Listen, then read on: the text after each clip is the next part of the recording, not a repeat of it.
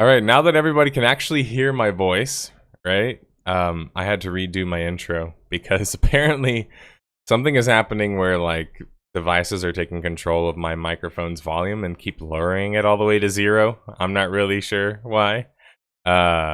Anyway, welcome to the 6 Pixels Under podcast, everybody. Sorry for the technical mishaps. It wouldn't be a live podcast if there wasn't technical mishaps.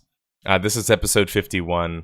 And on this week's podcast, we're going to talk about Pokemon Go seeing its best month since 2016. So maybe AR games or maybe even AR MMOs are on the rise, right? Augmented reality instead of the virtual reality that we originally thought was going to kind of pick up. Augmented reality is looking a lot more feasible at the moment with technology, and it's just doing better. We'll talk about Obsidian Entertainment apparently opening up 12 new positions and trying to hire for a new AAA MMO. It's going to be using the Unreal Engine 4, have a day and night cycle, be first and third person apparently, actually first person and range combat it says, and then also it says high profile role playing game, which doesn't really tell us anything, but we think that maybe it'll be based in the Pillars of Eternity universe. None of that is confirmed yet. A lot of this stuff is just rumors and based off of some hiring stuff, which that's usually where all the juiciest rumors come from when it comes to what games are being worked on in the future.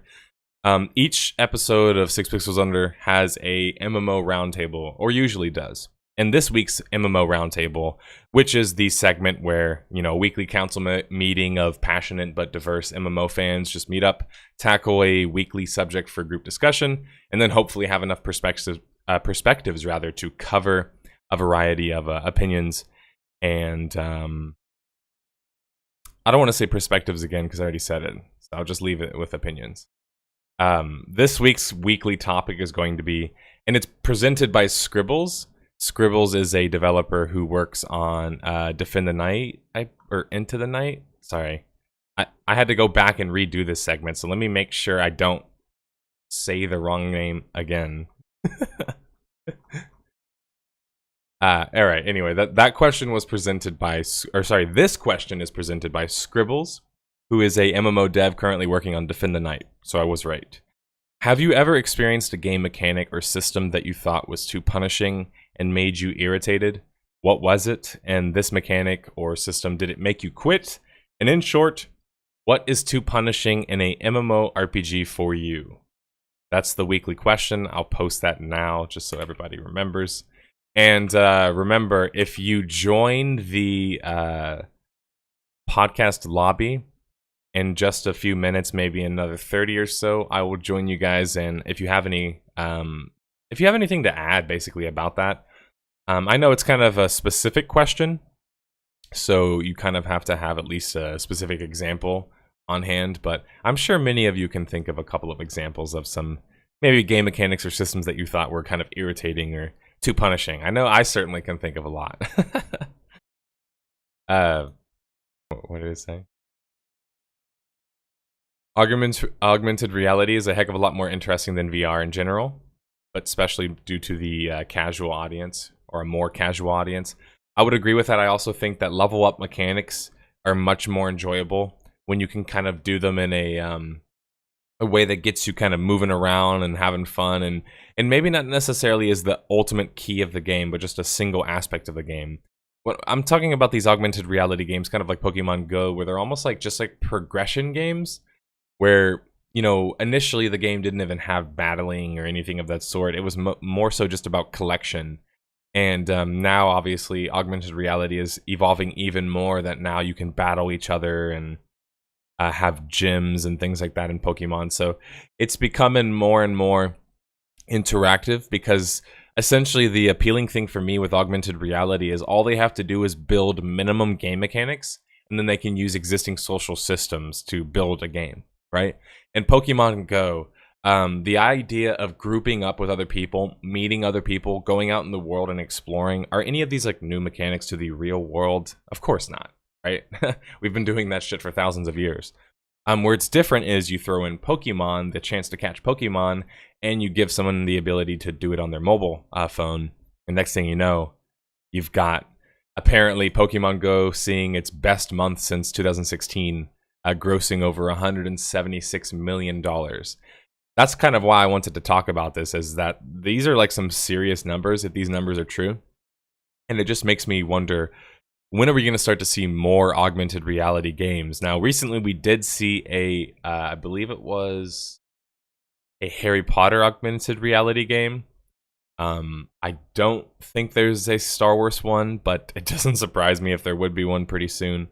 It just seems like a pretty attractive model to go after, especially if you already have a pretty large existing fan base.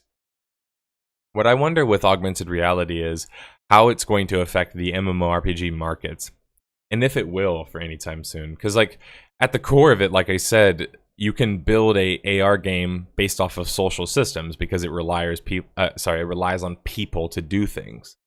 And so I wonder, in a way, if that would make it have lend itself to having better luck with pulling off an MMO, if that makes sense.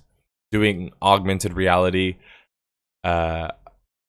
gameplay aspects, or even just like combining the social aspects of the day-to-day life with augmented reality gameplay aspects. I think you could make an MMO experience, and I think that you could say that these kind of already exist because, well, they require you to be social. But I mean even just more so, you know? Like, say for example, what if you could have a class that you'd level up doing various tasks throughout the day, but then your class itself was kind of like separate from that? You know, sometimes you can think of like Digimon or more so think .hack. Log Horizon, you know, these MMOs where you kind of load into them and they have their own separate kind of worlds. I wonder if that's going to start to become the norm in augmented reality, where you can kind of like player simulate your other player, if you know what I mean, yourself in that other world based off of real activities that you do. I mean, obviously this already exists. That's kind of the crux of augmented reality, but I mean even more so, you know, more MMO mechanics, more things that you could influence. And I think that at this point, that's a lot more realistic to see impact our immediate future than VR. I mean, virtual reality at this point, there was a recent MMO that was crowdfunded, and it's called Zenith. And I was looking at this, and I'm trying to be optimistic about it, but I just have a hard time doing it because I've seen so many VR products at the moment. But this Zenith game is a cyberpunk MMO Kickstarter that just recently came out. It's inspired by JRPGs and anime. Let me play this really quickly. So basically, they just kind of show off, you know, a little bit of the gameplay. It's a VR game. See, this is like, I guess, some of the gameplay. Or rendering. I don't want to call that gameplay. I'll call that closer to rendering. They don't really show a whole lot of gameplay because obviously the gameplay is not necessarily ready yet. That's about kind of all you get, you know, some pre-alpha footage.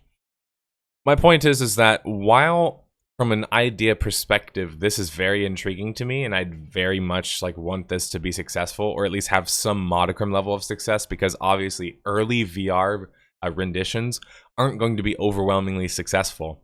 You have to, as an audience, be forgiving when it comes to ambitious projects, because projects that are innovative and do things out of the norm are going to be difficult, and more difficult to appeal to a larger audience, therefore make better money. And frankly speaking, sometimes the technology just isn't all there yet. So I'd be willing to afford them that benefit of the doubt, but just when I go through this sort of thing, I read a lot of good stuff. I'll link this, by the way, in chat for those who are interested.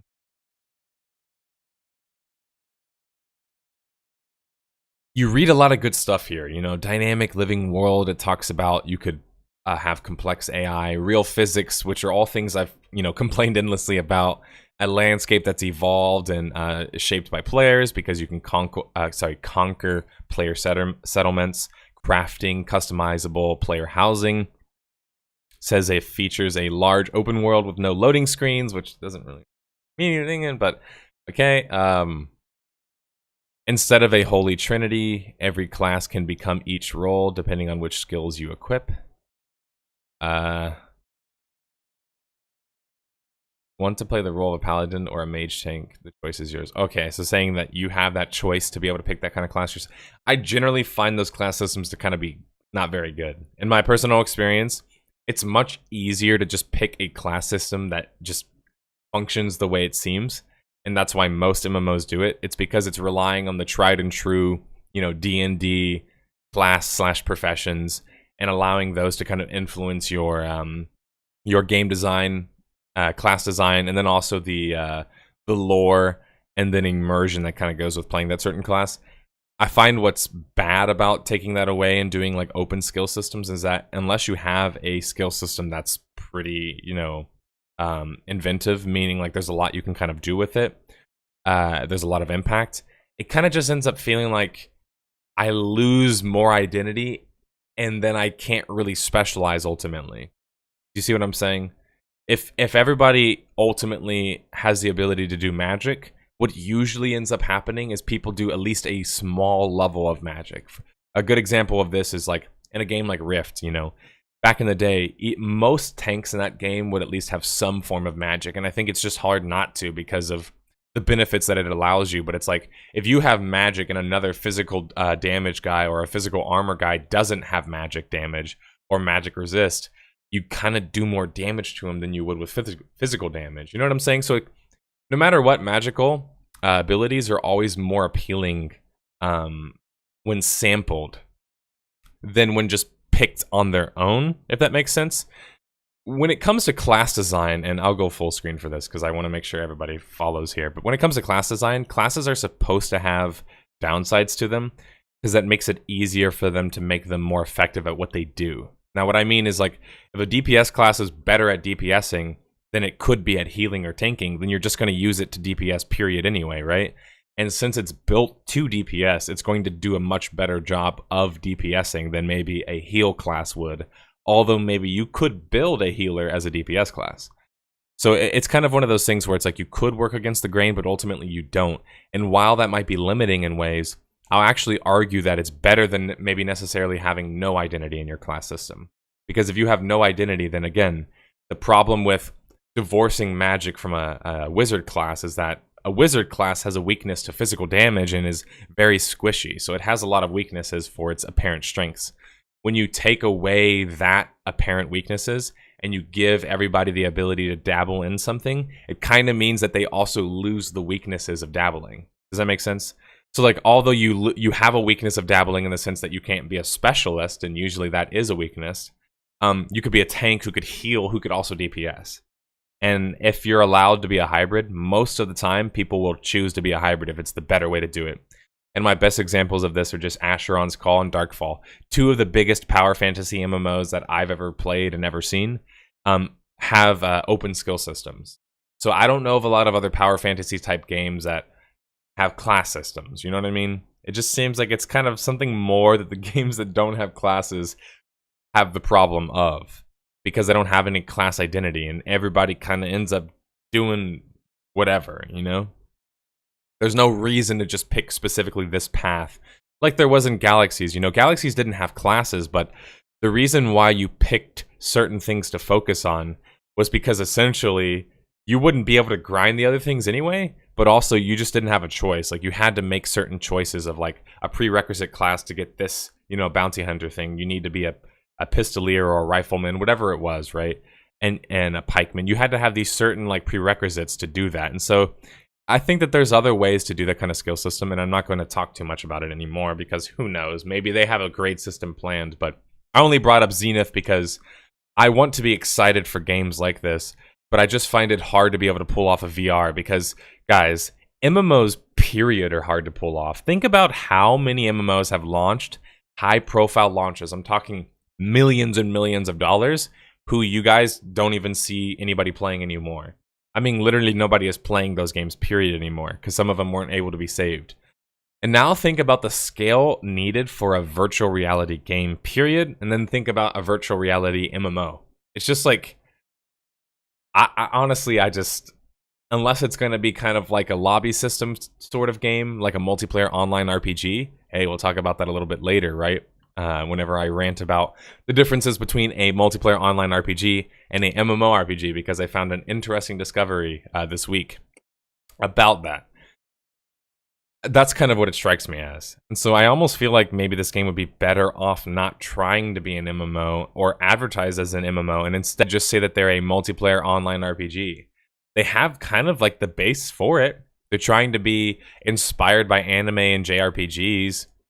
I mean, that to me fits the whole aspect of having a lobby based game, maybe even based around story content. Excuse me. They were able to raise way over their original goal. And their original goal, I don't see how it would have been possible unless they already had an investor. And when you scroll all the way down, which is, you know, not very difficult to do, you can actually see that they do have another investor. It says that they quit their jobs 3 years ago to work on VR, put our entire reputation and income on the success of the game. It talks about them having some backing from investors in Silicon Valley, which is exactly where they would need their backers to be if they want the kind of money to be able to pull this off. Sometimes investors will use things like Kickstarter projects to build hype, to build advertisement, and even just to gauge interest to see if people are interested, period. But it looks like they also have some interest in them from a investor perspective. But again, they don't give you any details about how much has been funded already, which tells me that they're probably not funded unless they got a certain amount of funding or could show a certain amount of interest. So again, I'm excited to see VR-style MMOs, and I know people have mentioned this game to me. But it goes back to what I always say. I'm the type of person where unless you can just show me gameplay and let me actually play the game, it's hard for me to give you my actual opinion on the game, because I can make an MMO that sounds great, looks great, like I could show you some models and some cool pre-rendered like trailers and stuff for my MMO, and I could map out a design plan, come up with like the backgrounds and all of that. You and I as a community could probably do that. We could come up with that right now and make our Kickstarter, and I bet you a lot of people would believe it. And honestly, this is like a sick kind of thing, but like in a way, you and us as a community, we could literally prove to people the problem of Kickstarter. I think we actually could prove the problem of Kickstarter by designing all of the buzzwords and being like, this is the MMO we're going to create. And again, no shade at Zenith. I'm not trying to be specific about them here. I'm just saying, like, what really is so difficult to be able to just go out there and say, here are my ideas, show some cool little pre-rendered graphics, maybe that you got in Unity or Unreal, and then, you know, talk about a bunch of cool ideas. It's like, there's not a whole lot of stuff stopping you from doing that right now. And considering Kickstarter doesn't really have a whole lot of like requirements to signing up on Kickstarter in the first place, that shit just, I don't know, man.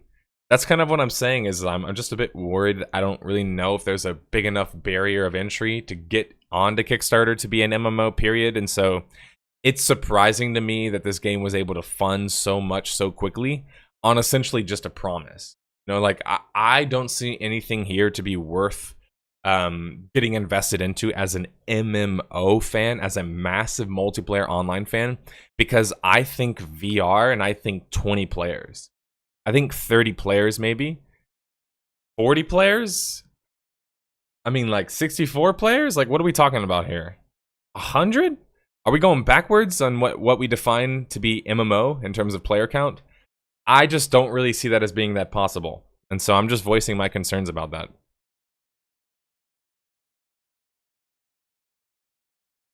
Yeah, the sad thing is, Limpos, is that you could do it, man. Someone could make a meme and actually teach people a lesson on Kickstarter. Kind of sad.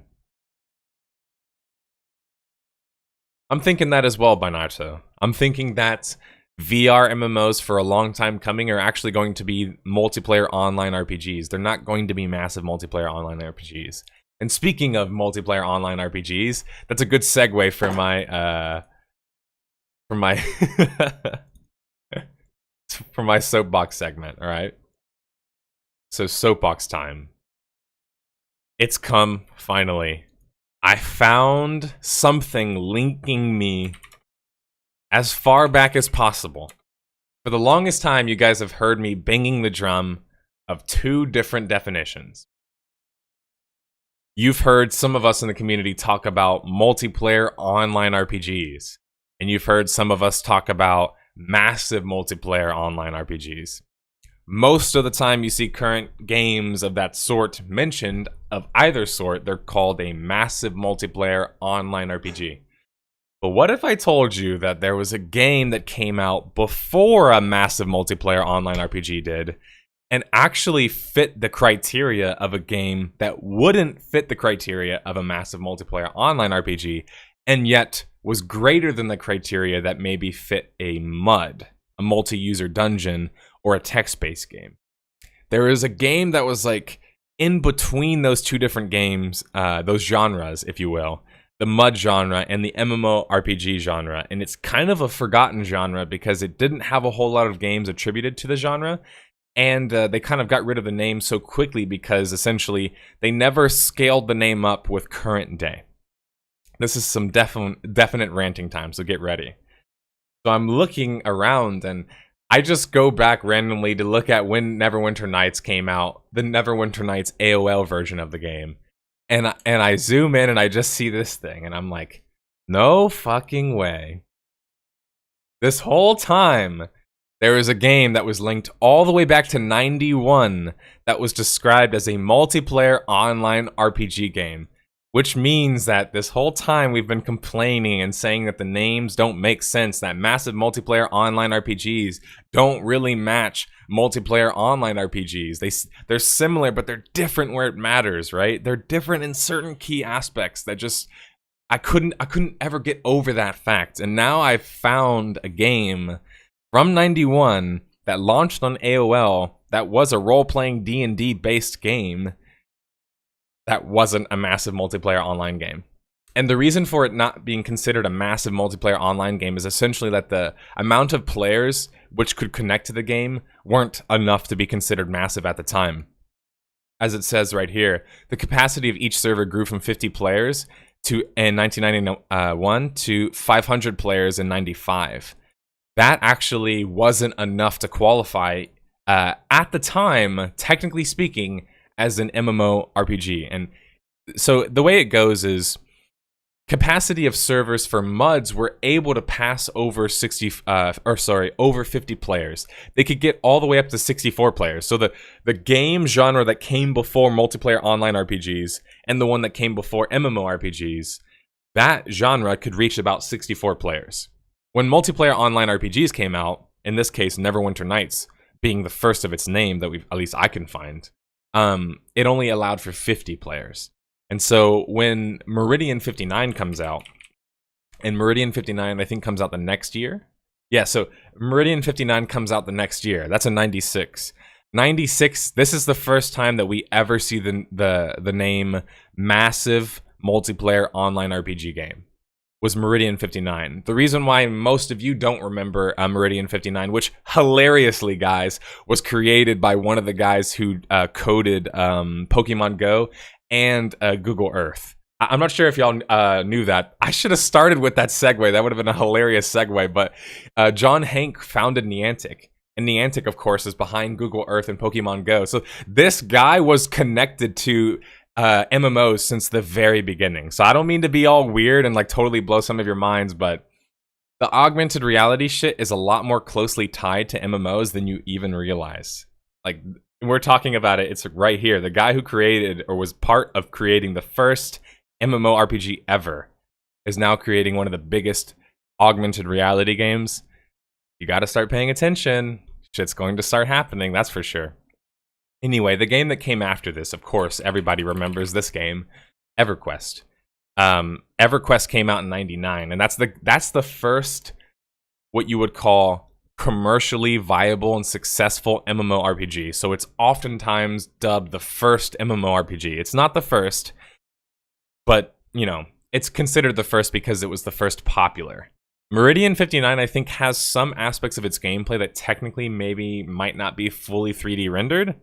And that's another technical thing that I'm not going to argue. That's just too specific for me. But the point being is that throughout this time period, the multiplayer online RPG genre essentially only lasted for 4 to 5 years, and it doesn't have a lot of games attributed to its exact name. In fact, I think it only has like maybe 2 1 or 2 games attributed to its name.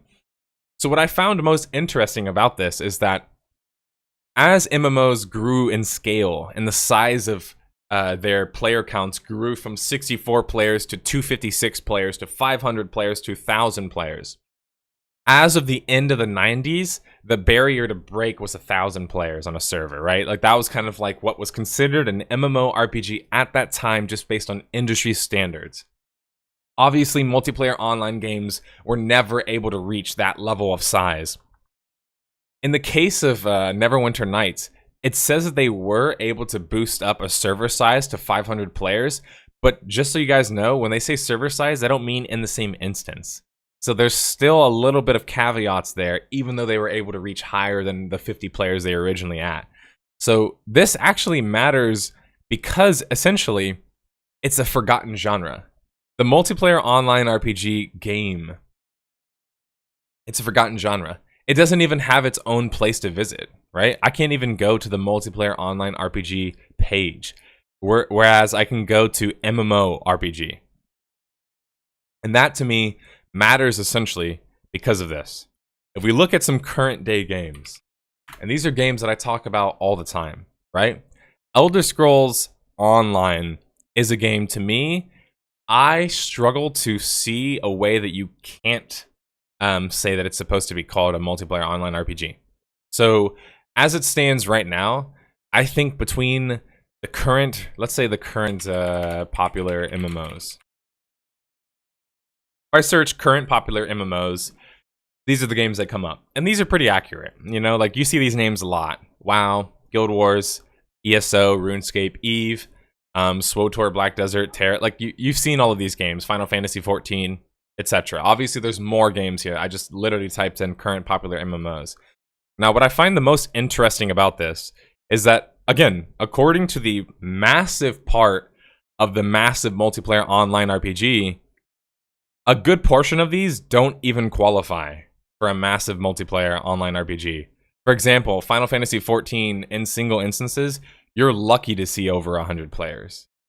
Like, you're lucky to see over 100 players. You talk about when you play a game like Elder Scrolls Online, there's instances. So why would you need to have massive amounts of players in the same city when they're loaded into instances? Same thing in Final Fantasy 14. Guild Wars 2 also has instances. Many of these games that currently exist have open worlds, so to say, or describe having an open world, but everything is led by instances. Or there's like phasing, which is kind of different in an instance because it's not a single instance. It's more like a contained multiplayer instance. So it's like SWTOR as well. Yeah, I don't know why I didn't say SWTOR. SWTOR in some cases prohibits the usage of your party. And in Final Fantasy 14, throughout almost the entirety of the early 1 to 50 experience, you can't group with other players unless you do dungeons. And so, like, these are some games that I really struggle to even say have massive aspects to them, period. And I don't think they follow under the definition term, or operating definition term, of what an MMORPG is. And so then that begs the question, so does that mean that they just suck, right? Because I think some people kind of take that perspective. They think if I'm saying that they're not an MMORPG, then all I'm trying to say is that they suck, right? I'm just being mean and saying they suck. That's not the case, actually.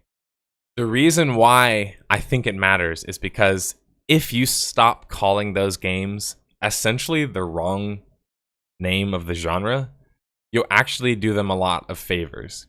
And a good example of this is, again, if we look at the current games right now, SWTOR and a game like Final Fantasy 14 and Elder Scrolls Online. I'm going to show you guys a quick little example of something, and it's not really meant to be anything crazy. Let's see. Metal Wolf Chaos is a game that recently came out on Steam, and I believe is only a single-player game, so it might not really apply here, but let me mute this first. But this is a good example to me, because this game has some really cool combat and really good gameplay, and yet at the same time, you're never really going to see this kind of game, at least so far, it hasn't been ported to some like multiplayer format.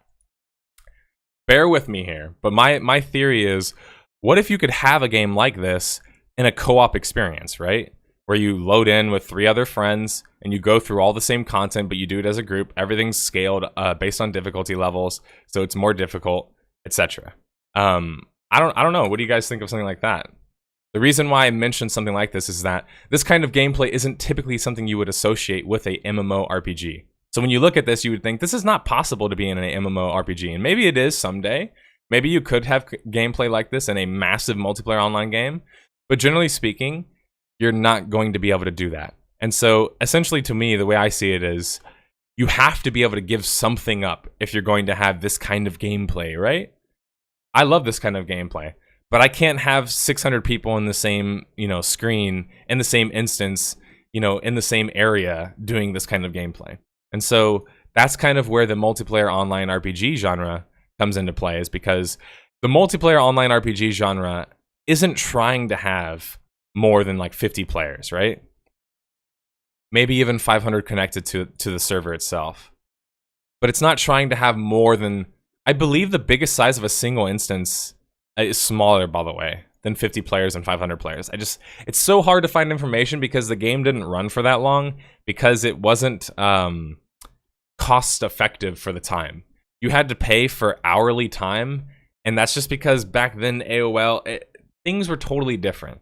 So my comparison, or my use of bringing up, it says right here, would start a new games channel, World Play, which would cost $2 per hour to play. That's crazy. Yeah, so anyway, they had a lot of problems with their game, and clearly that's probably why it didn't last very long or whatever else. But I bring that up to say, what if we could have a game that's somewhere in between being a multiplayer game that has a co-op experience, but also a single-player game and the gameplay that a single-player game can have?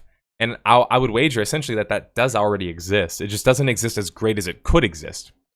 And that's kind of my problem with the current landscape, is you look at games like SWTOR, and SWTOR is a good example, because SWTOR is a game where you can argue pretty easily that it would have been better if it focused more on the RPG aspects than maybe the massive multiplayer aspects. I just wanted to get some gameplay.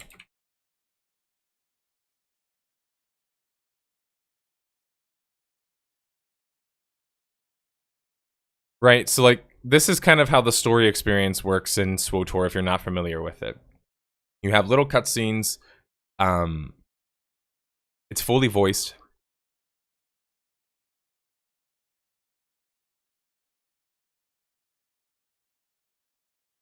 I guess this is not one where he can actually talk to somebody, so let me find one where he can talk to somebody. Oh wait, that was one. It came up right when I clicked out of it. Here we go. Alright, so this is kind of how it works. Again, I'm sure most of you are familiar with it, but it's got like different dialogue options, and you can pick what you want to say. Now, the problem that I find with SWTOR, and I've mentioned this ad nauseum, is essentially like, this is the graphics that you get because you were built on an engine that was built for MMOs. Essentially. This graphical fidelity, these animations, the way the game looks and plays, that's in part due to the fact that they had to build it so that a lot of players could play on the same screen. If you don't understand that already, then I would start watching some of my videos, because I feel like that's something that I've explained in those videos already. But in a nutshell, to become an MMO, to get that massive part of the massive multiplayer online game, you have to give something up. And usually a lot of games give up their gameplay. That's why this is a tab target game, right? They have to give something up. Now, when you look at a game like, say for example, let's just look at the closest example. KOTOR. So now when you look at a game like KOTOR, you think to yourself, all right, these are both RPGs, and yet one is clearly, not a multiplayer, and one is not the least bit massive. Sorry, or both aren't massive. Both KOTOR and SWTOR aren't massive, right? Massive amounts of players don't play them at the same time, and That's just not how it works. Maybe a lot of people are playing the game at the same time, but not playing the game at the same time. Not in the same server, in the same world, interacting with each other, in the same instance, playing with each other. And so, in that sense, they're pretty similar, right? Neither of them are massive, or really necessarily trying to be. Now, where this game, or KOTOR is different, is it's not a multiplayer game, right? So the biggest weakness in this argument is that KOTOR isn't a multiplayer game. Now, my question to everybody here is, to make KOTOR 1 a multiplayer game, do you need to make it a massive multiplayer game? The obvious answer is no, you don't. Like, who says you skip Go? You know what I'm saying? Like, you don't skip the first step. If KOTOR was trying to become a multiplayer game, it makes sense that it would first try and have co-op, right? And then maybe transition to something that's larger, like a lobby system, like Destiny. And then maybe even go towards being a massive multiplayer online game. But with KOTOR, what BioWare and EA did is kind of just skip that part. They skipped the multiplayer part and just tried to go straight towards massive.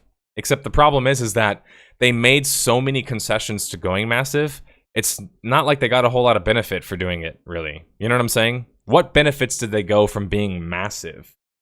Like, ultimately, what benefit did they get from it? I think maybe you could argue money, but I actually don't even think that's the case, because you could still sell story content in a multiplayer online RPG experience. In fact, Neverwinter Nights back then sold modules on the single player game that people played in multiplayer. So like module-based purchasing has existed for some time for role players and for people who play games. This is kind of just where I draw the biggest problem is like, why can't we take a game like KOTOR and just give it multiplayer? Why can't we give it a 4-person co-op and then also give it maybe some dungeons and raid content to partake in?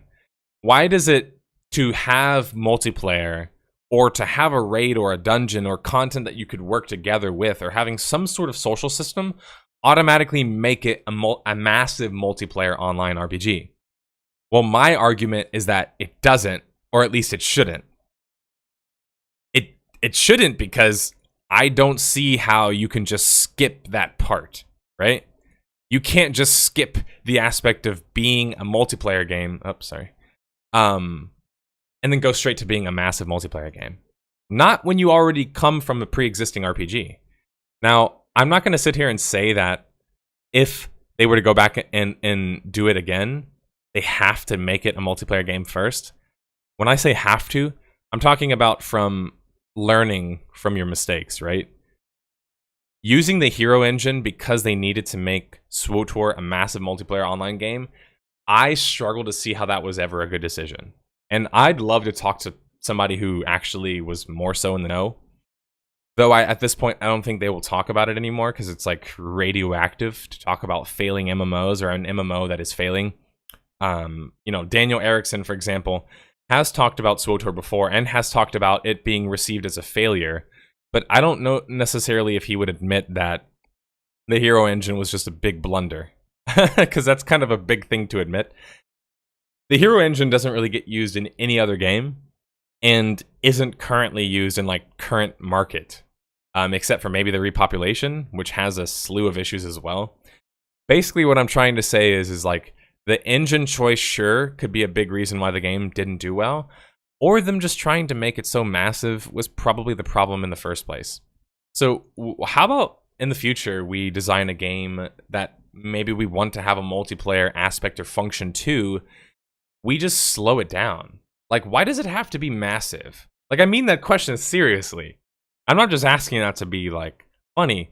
Why does it have to be massive? Why does the KOTOR experience have to be massive? It doesn't have to be. This is coming from a guy who wanted a KOTOR MMO. Doesn't mean that when they make a KOTOR game, it has to be a massive multiplayer online game. Because I truly believe that the multiplayer online RPG genre, which does exist, it's essentially just been, it's been dormant. It hasn't been called what it actually is.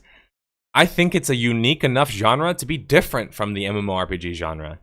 I think the over-reliance on trying to keep them the same is why we're having so many problems. You look at the current day market, and it's just like, when it's hard to know what's considered a multiplayer game, massive multiplayer game, and a multiplayer online game, like, these names seem so similar, and yet they're not supposed to be, right? There was, like, clear limitations of, like, each, you know? When you said that you had a multiplayer online game, it meant that your servers maybe only maxed out at, like, 60 people, maybe 200, maybe 100, right? And if you had a massive multiplayer online game, it meant that you could have 1,000 people in your game. When that no longer is the case, it means we either have to evolve the language and come up with new terms, or maybe, in this case of multiplayer online RPGs and Neverwinter Nights, which comes from fucking 91, maybe at this point it's useful to go back in the past and take a look, you know? Maybe go back and try and look at a game that tried to do this genre already and kind of maybe didn't last so long or doesn't have the best history or didn't maybe influence as much games as it could have because it came so early on, right? I think of a multiplayer online RPG came out in, let's say, like the early 2000s, like MMOs did. Maybe they wouldn't have been forgotten as a genre. But I also just think, frankly speaking, the problem arises when the person who coined the term massive multiplayer online RPG, it's not like it was coined by one person and then just like perpetuated by a bunch of other people.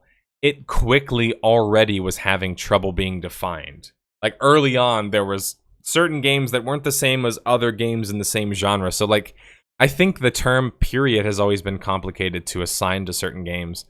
But really, my rant just ends, and I hope I can leave you guys with something, is that if a game doesn't fall under the aspects of being considered a massive multiplayer online game, which remember, according to the original definition is massive, meaning in current day and age would mean more, but originally meant about 500 to 1,000 players connected to the same server, playing the same game at the same time persistently, right?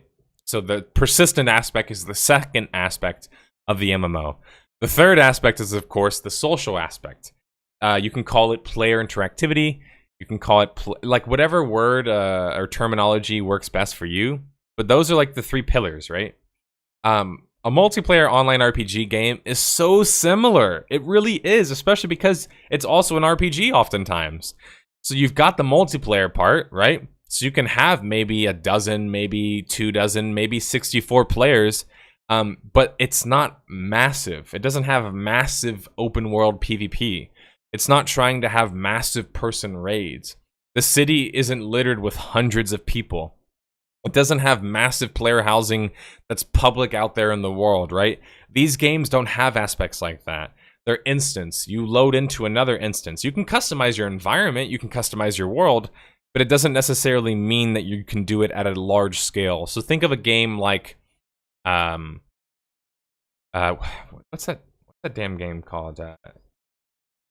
Shroud of the Avatar was a game that was trying to be kind of more like a multiplayer online RPG, frankly speaking, especially with its player requirements. And yet it's billed as an MMO by the guy who basically came up with the word MMO. Aren't they billing it as an MMO? Isn't Shroud of the Avatar billed as a massive multiplayer online game, or is it not? Let's see. Because that's telling if it is. If it is, that'll tell you something. If it's not, I mean, maybe you should listen to me. Alright, so according to their page, here, it's advertised as a multiplayer fantasy RPG.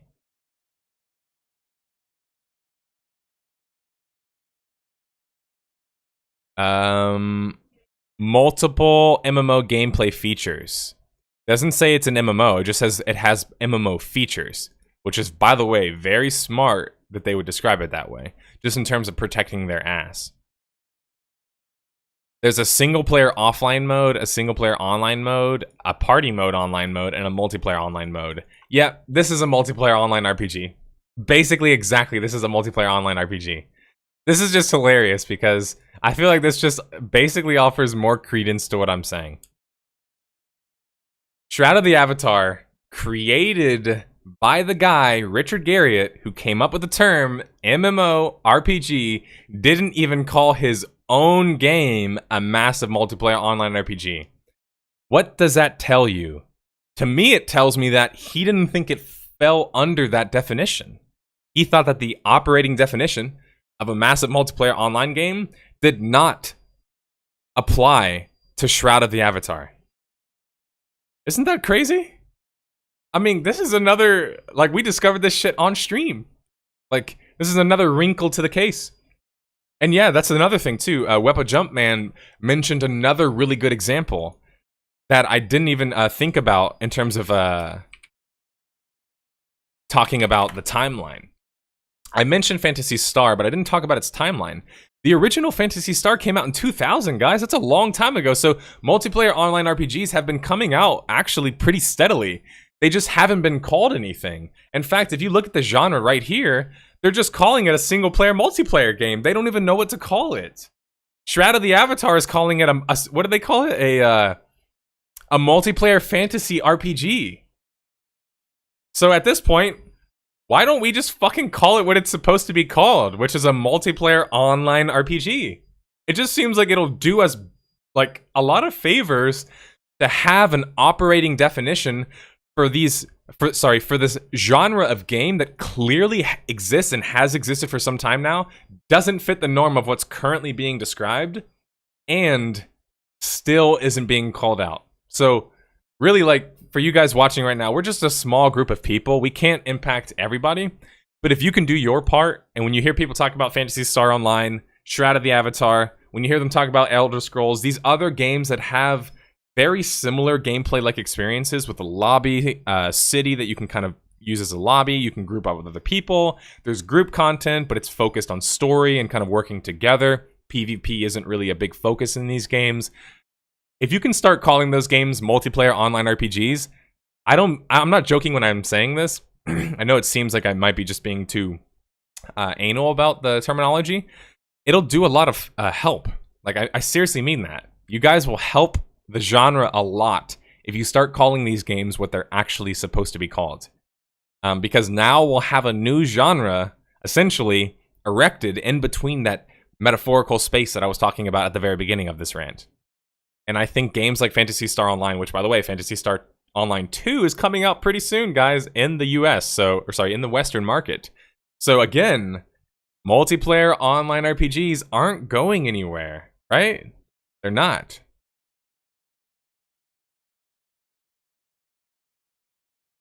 Yeah, there's a lot of phallic imagery on today's podcast.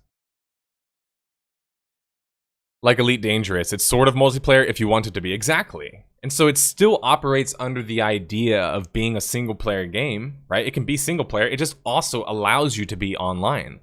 That's just different than MMOs. Because MMOs require you to be persistently online. That was always in the term of, the operating term. The operating definition term. Was always persistent, right?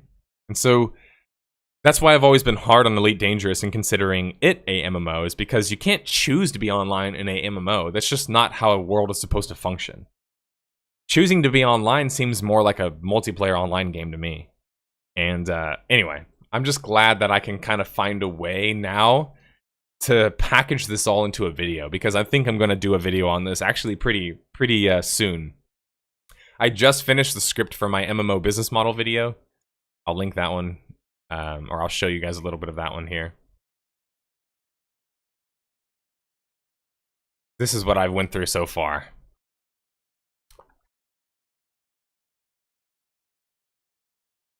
And then that's it. So I actually finished it yesterday. I got to do the voiceover after the podcast today, which is why I don't want to run too long today. So actually, if any of you would like to jump in on the MMO Roundtable topic for the week, which is talking about a game mechanic or a system that you thought was too punishing, that made you irritated, go ahead and join the podcast lobby now if you'd like to join in on that discussion, because I think it's a good time to do it. I remember Bungie getting shit on because people thought the game was an MMO. And that's the thing, Dynamics, is like, it also helps the publisher. And it's kind of like, I'm trying to help with this education process because it helps everybody. And I have to convince every side that it's good for everybody, because it is. Like, you might say, well, a developer doesn't want it to, sorry, a publisher doesn't want it to be a multiplayer online RPG, because then people will not get the marketing of a massive multiplayer online RPG. It's like, but the problem is that, as I described to you guys once before on the podcast, if you call a game an FPS and I play the game and it's a third-person shooter, I'm gonna be like, but, like, why even call it an FPS? Like, you know what I'm saying? Like, why even call it the wrong name then? Because you're essentially making it to where when I play the game, I'm gonna have that expectation. Whereas, if you just actually change the genre name, you call it what it's supposed to be called, how could you complain? You know what I'm saying? How could you complain about a game like Elder Scrolls or I mean, besides maybe the business models, but I'm saying like the game itself, the core of those games, how could you complain about them from a multiplayer online RPG perspective?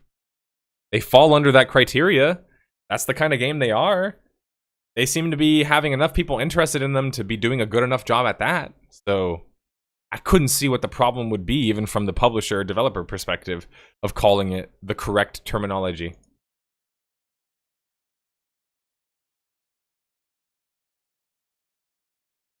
You're too shy? Oh, well, it's no worries. Right now we've got one person. Black Ruins is in.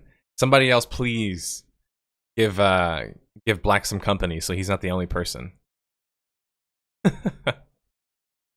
I miss that style of game. Lots of memories of couch co-op. And that kind of game really does lead itself to couch co-op too, you know? Massive multiplayer online games are kind of hard to play on the couch, right? You know, there's not a whole lot of connectivity between you and your teammate. But playing a multiplayer online RPG on the same couch is like, man, we're doing this story content, but we're doing it online, you know? Like Fallout could do that. Fallout 76 could have just sold itself as that, honestly, and probably would have done much better. Like, if, in my opinion, and it's funny because I know you guys see me as the PvP guy, I think if Fallout 76 just got rid of the PvP and just tried to make it a multiplayer online RPG, I think they had a much better idea with that than trying to do whatever survival thing they're doing, like, right now. Yeah, no problem. I know a lot of you guys are at work and you watch me at work. I appreciate that, by the way.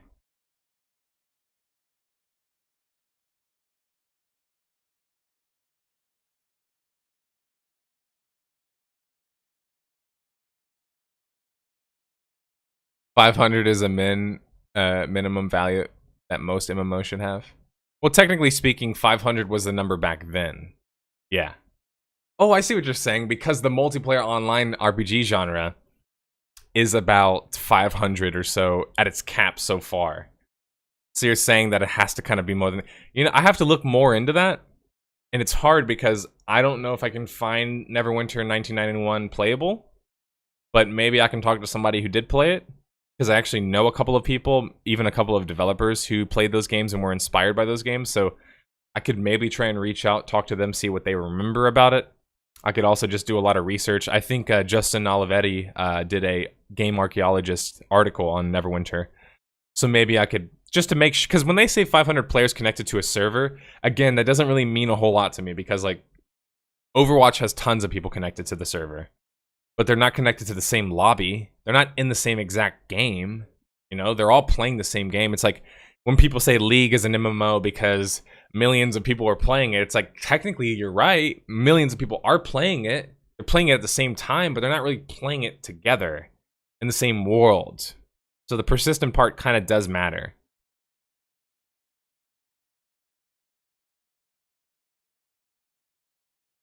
All right. Let me go ahead and join the podcast lobby and see what everybody's up to. Hey, what's up? Hey.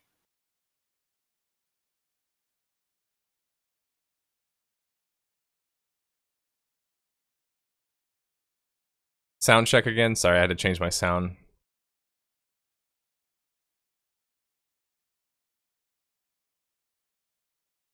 That works. What's up, everybody?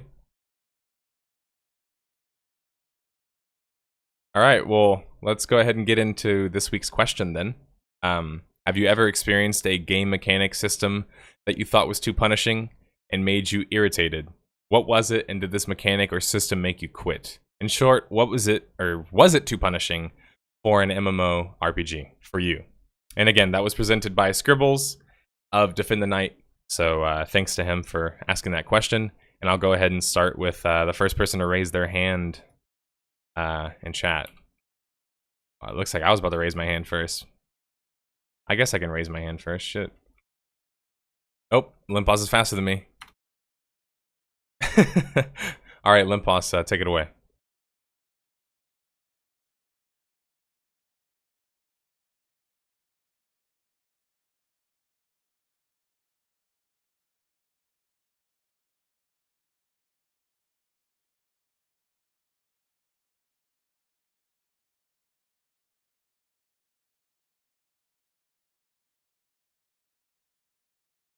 Big problem that I came across was I think it was around, I think it's 180 or 200. Actually, no, it's 225 because that's where you sort of level up. All fine and dandy. Problem is, your enchanter is in the middle of a dungeon. Now that problem sort of becomes even worse because you have to run that dungeon a minimum of 3 times, and in between you have to level up to get the next recipe and then level up again to get the next recipe. Now, where the problem occurred for me was that I didn't level up fast enough in my enchanting in accordance to my level. So currently I'm sitting close to 60, and I have to find somebody who wants to run a dungeon for level 40s. Now, could do that, of course, but it does also pose a problem. It's not a popular dungeon to run. It doesn't have that much good gear, and equally so, it's like it's a weird dungeon. It's like there's some weird mechanics. It's annoying to get to. There's just a lot of things that sort of prevents you from wanting to do the dungeon, and that sort of shows when you sort of look at what people run. Because there's this huge gaps between the dungeon before it, people run that a ton. The dungeon after it, people run a ton. This dungeon, it's older one for those who don't know. They just don't run it. So yeah, I think that's a bit too hard to ask of a player to spend. I mean, the dungeon usually takes somewhere between an hour and 30 minutes. So you ask to do 4.5 hours of dungeon, of an unpopular dungeon at that, to level your crafting or level your enchanting.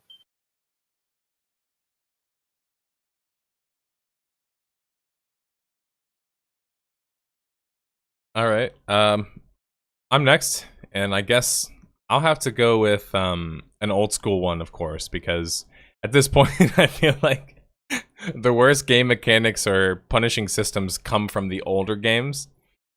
Though somebody did bring up a good example of one that's kind of in a newer age of game, and it's like this idea of having a daily labor cap or a daily like amount of points that you're allowed to utilize. ArcheAge calls it the labor point system. Other games call it endurance. There's a bunch of different names for this kind of system. I personally, I cannot stand daily systems, period. But I'm not going to rant about dailies in general. I'm just going to keep it to talking about daily, endurance or, labor point kind of systems. I think that these things essentially kill any kind of, ingenuity from players. They kill the ability for players to, I don't know, at least in my opinion, for players to feel like they can get out there and actually put their advantages ahead of other people. Because, let's just be honest, let's talk about the not so nice parts to talk about when it comes to MMOs and just the world in general. Because this is how worlds work, period. They're not fair. They're not really meant to be fair. They're meant to essentially benefit those who find the way to take advantage of the world. And it's unfortunate that in the case of MMOs, taking advantage of it usually means glitching or hacking or whatever else, right? In some other kind of way. And that was a big part of ArcheAge as well. People took advantage of the ArcheAge system, the labor point system, because they do things like exploit through the terrain, get housing as fast as possible early on. These were all big problems, but I'm not going to really talk about hacking or glitching because that's just a problem in general many MMOs face. I just hate the labor point system, and I wasn't gonna choose it originally. I was probably gonna choose like a death mechanic that gets a little bit overblown. But no, I do think that daily labor point cap systems and things of that nature, I'm so opposed to them, I think, just intrinsically, because they scream mobile game to me, and they scream daily grind to me. And that's not the kind of game that I want to do. Why is it that developers at this point have essentially been okay with transitioning their games to essentially being more like jobs than games? And what I mean by that is that back in the day, if I put 10 days of solid MMO work into a game, and then let's say played it a little bit casually after that, a lot of people would probably say that's like a pretty normal launch, Maybe the first week or two, you go pretty heavy in it, and then after that, you kind of slow down a little bit. But in a game like ArcheAge, where labor point systems, is a daily occurrence, the problem that I have with that is essentially you have to log on daily if you're going to take advantage of it. And so you're always penalized for not logging on every day, which is hilarious because mechanics like that exist because they want to slow down players from transitioning too quickly. But then you create the opposite problem. Players aren't transitioning too quickly necessarily, but now if they do get ahead, you're never going to catch up to them. And that was a big problem in Eve for a while as well. And they I don't want to say fixed it because I'm sure a lot of people disagree, but they made progression not nearly as time gated. But I just hate time gated mechanics in general, to be honest. Is that me next? Mm-hmm. For me, it's a high level of competitive play, especially in MMORPGs, is when there's RNG involved, especially in PvP. And I'll give an example. Is one where in BDO, and I'm not talking about enchanting. I'm talking about when devs completely revamped the whole combat system to include this whole RNG system that made it so that they thought that it would make it better because everybody was just one-shotting everybody, and they thought, oh, if you had RNG. Now, in BDO, it's a game where pretty much if you get CC'd, you pretty much die, and that's very important for like flank classes and rogues, where if you CC your opponent, that's very important because then they're pretty much dead. And what they did is they added this RNG CC mechanic where when you CC somebody, there's an RNG chance of happening it, and you can't mitigate some of this RNG. So you would CC somebody, you spend all this time and effort outplaying your opponent to CC them, and then they immune it because of the RNG system, and they counterattack and you die. So even if you outplayed them, even if you were more skilled than them, you still get outplayed. You still get not outplayed. You still get killed because of this RNG mechanic countering your skills completely. And this might be a problem in. You might think this might be a problem in small scale PvP, but it's actually a massive problem in large scale PvP, especially for rogues and flank classes. They use their CC to flank people, and if you didn't CC somebody, that would be on you because it'd be your fault. But if they immuned it, that's the RNG system, and if they immune it, they can just easily just counterattack, and your flank and your surprise flank, was completely useless. And so then you have this whole section of the classes, all the rogues and all that stuff, just being completely useless in this mass PvP and also in small scale. That's about me. RNG in high level competitive play, there shouldn't be there because you can't have RNG in competitive level play.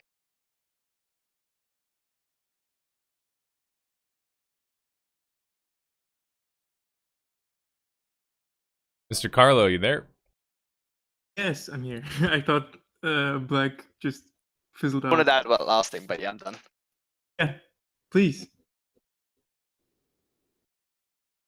No, I'm done. Connection You go. Oh, you're done. Okay. All right. So I don't know if it's like a mechanic, but I encountered it there, and it's farming. I think last year or the year before, Albion Online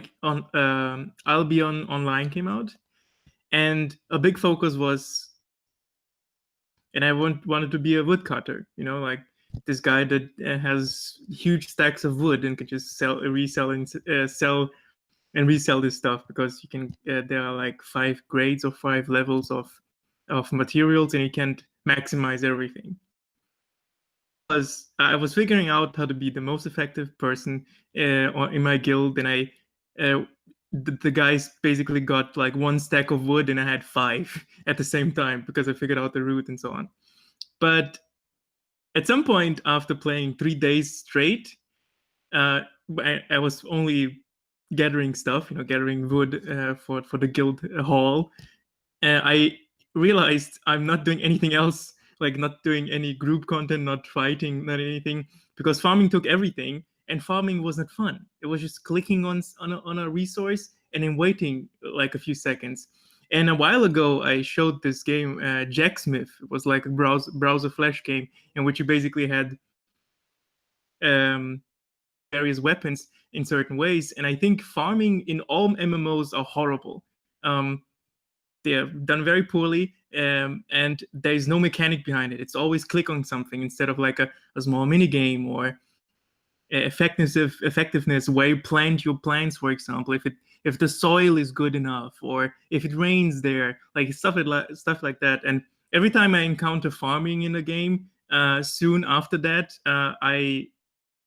because I had enough. I want to farm stuff. I want to be like a farmer. I want to live this, I don't know, fantasy of farming stuff, doing labor. But it doesn't work because it's horrible in almost every MMO. I think EVE Online has a similar problem, which players tend to farm and then they quit because they don't want to do it anymore. So yeah, farming, that's not a difficult mechanic, but probably one of the most frustrating mechanic.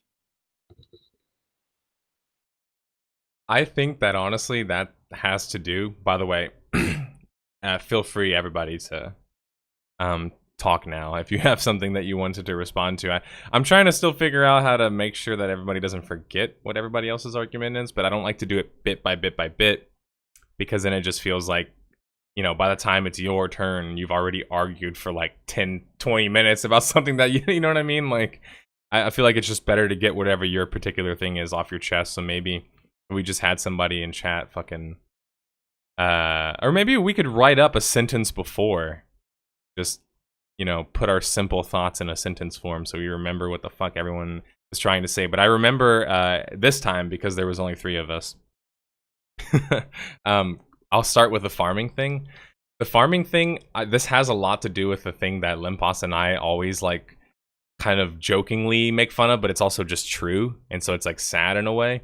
But it's that so many features that are present in MMOs on their own suck ass. They just do. Like, there's no nice way around it. Like, you take a feature out of a MMO and you just try and like leave it on its own. It most of the time it cannot stand up on its own. And that's just a big reason why things like farming are so boring and doing the same thing over and over again. Just like fishing too, because you are just literally doing the same thing over and over again. There's nothing new. There's no different bait. Like, it's not like you said, the temperamental water here, and it's like not a whole lot of games are offering that kind of experience. So I think in large part is just because of MMOs in general kind of suck at making systems that kind of exist, or rather not exist, but function on their own merit, if that makes sense. I think it's also to do with, like, as you say, that it's inherently poor systems. It's also just that, like, sort of to expand upon that, it's also that it's so long and that it's not that much payoff. Because if you want to do farming, there's an entire game for that, and that game is really, really popular for a very particular reason. Is because 1, it's not as bad as farming in most MMOs. 2, also German, so that might have something to do with it. True.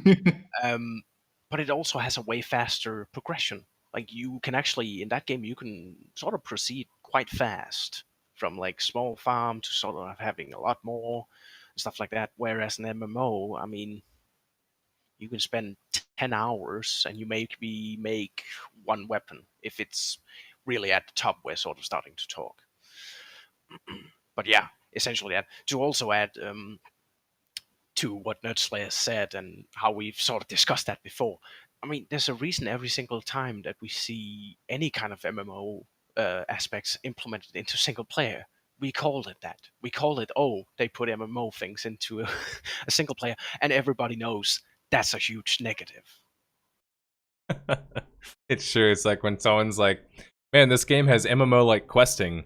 When they said that in Dragon Age Inquisition, I like cried because I was like, it's so true. It really, yeah. That really was go slay 10 bears and get their paws.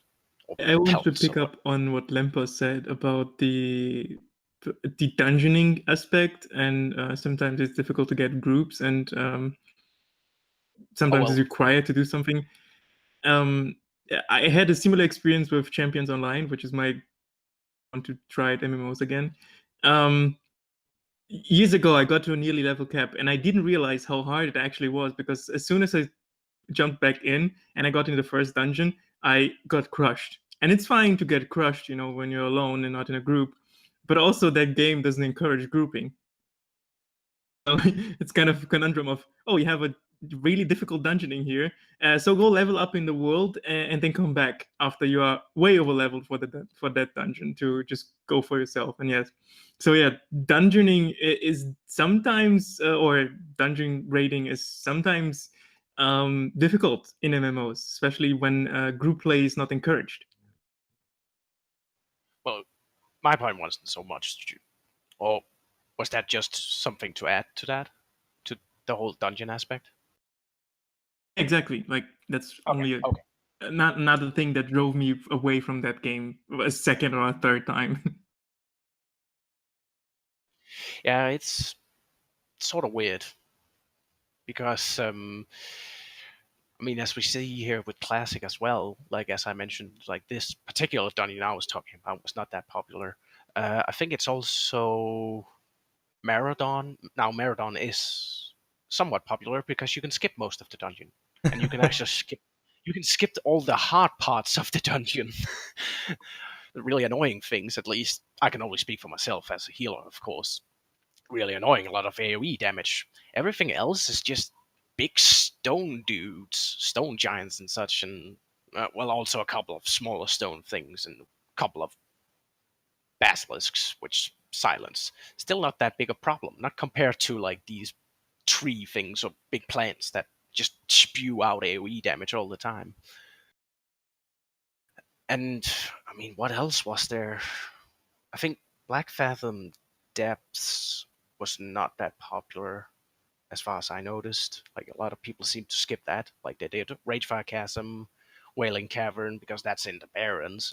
Basically everyone in the mother levels in the Barrens. But then Black Fathom Depths is in Ashenvale, and not everyone goes to Ashenvale. It's quite out of its way, and it's well, it's not a long dungeon, but it does have somewhat harder mechanics than some of the other ones. Something that I wanted to remark about, I think that we all talked a little bit about in chat, was something that Black Rune said earlier about not having RNG in a competitive game or in a competitive experience. Yeah. And well, not super detrimental. Yeah, and I think I'm going to offer you the charity to say that I see what you're saying in that particular perspective, like with CC, crowd control. I think, honestly, you have Dark Age of Camelot to blame. Like, people who hate CC blame Dark Age of Camelot because they're the game that basically brought it to the forefront. And the problem with that was that they didn't have a lot of good ways to deal with it back then. So they taught a whole lot of other people to make games with CC. You know what I'm saying? Like, it was like this problem that essentially stems from that, I think. Where I want to disagree, though, is that I often find that sometimes when we talk about competition and MMOs, it's almost like it's not the same kind of competition that people think of when they think competition. They think competition as in fair. When I think MMOs, I don't think fair at all. Like, fairness is not a part of the lexicon. You know, like, for me, like, when it comes to an MMO, it's almost like you're getting every single little advantage you could possibly get. It's not really about fairness per se. If I can stack the deck I'm gonna stack the deck, you know?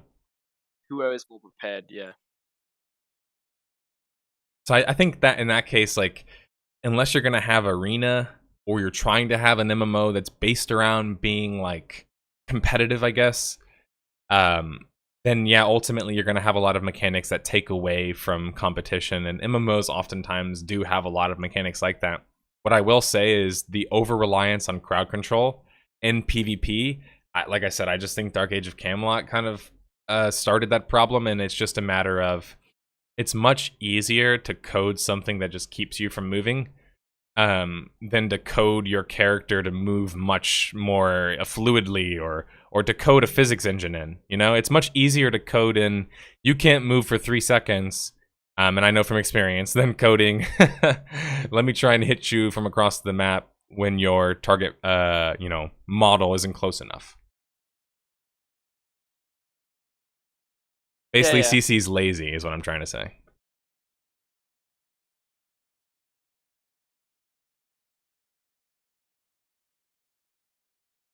Other things that I wanted to talk about, and shit, I have you guys here. I know not all of you are playing WoW, but I wanted to ask you guys, what did you think about the recent little news that I posted that a 24-man pug group did Onyxia in Classic WoW?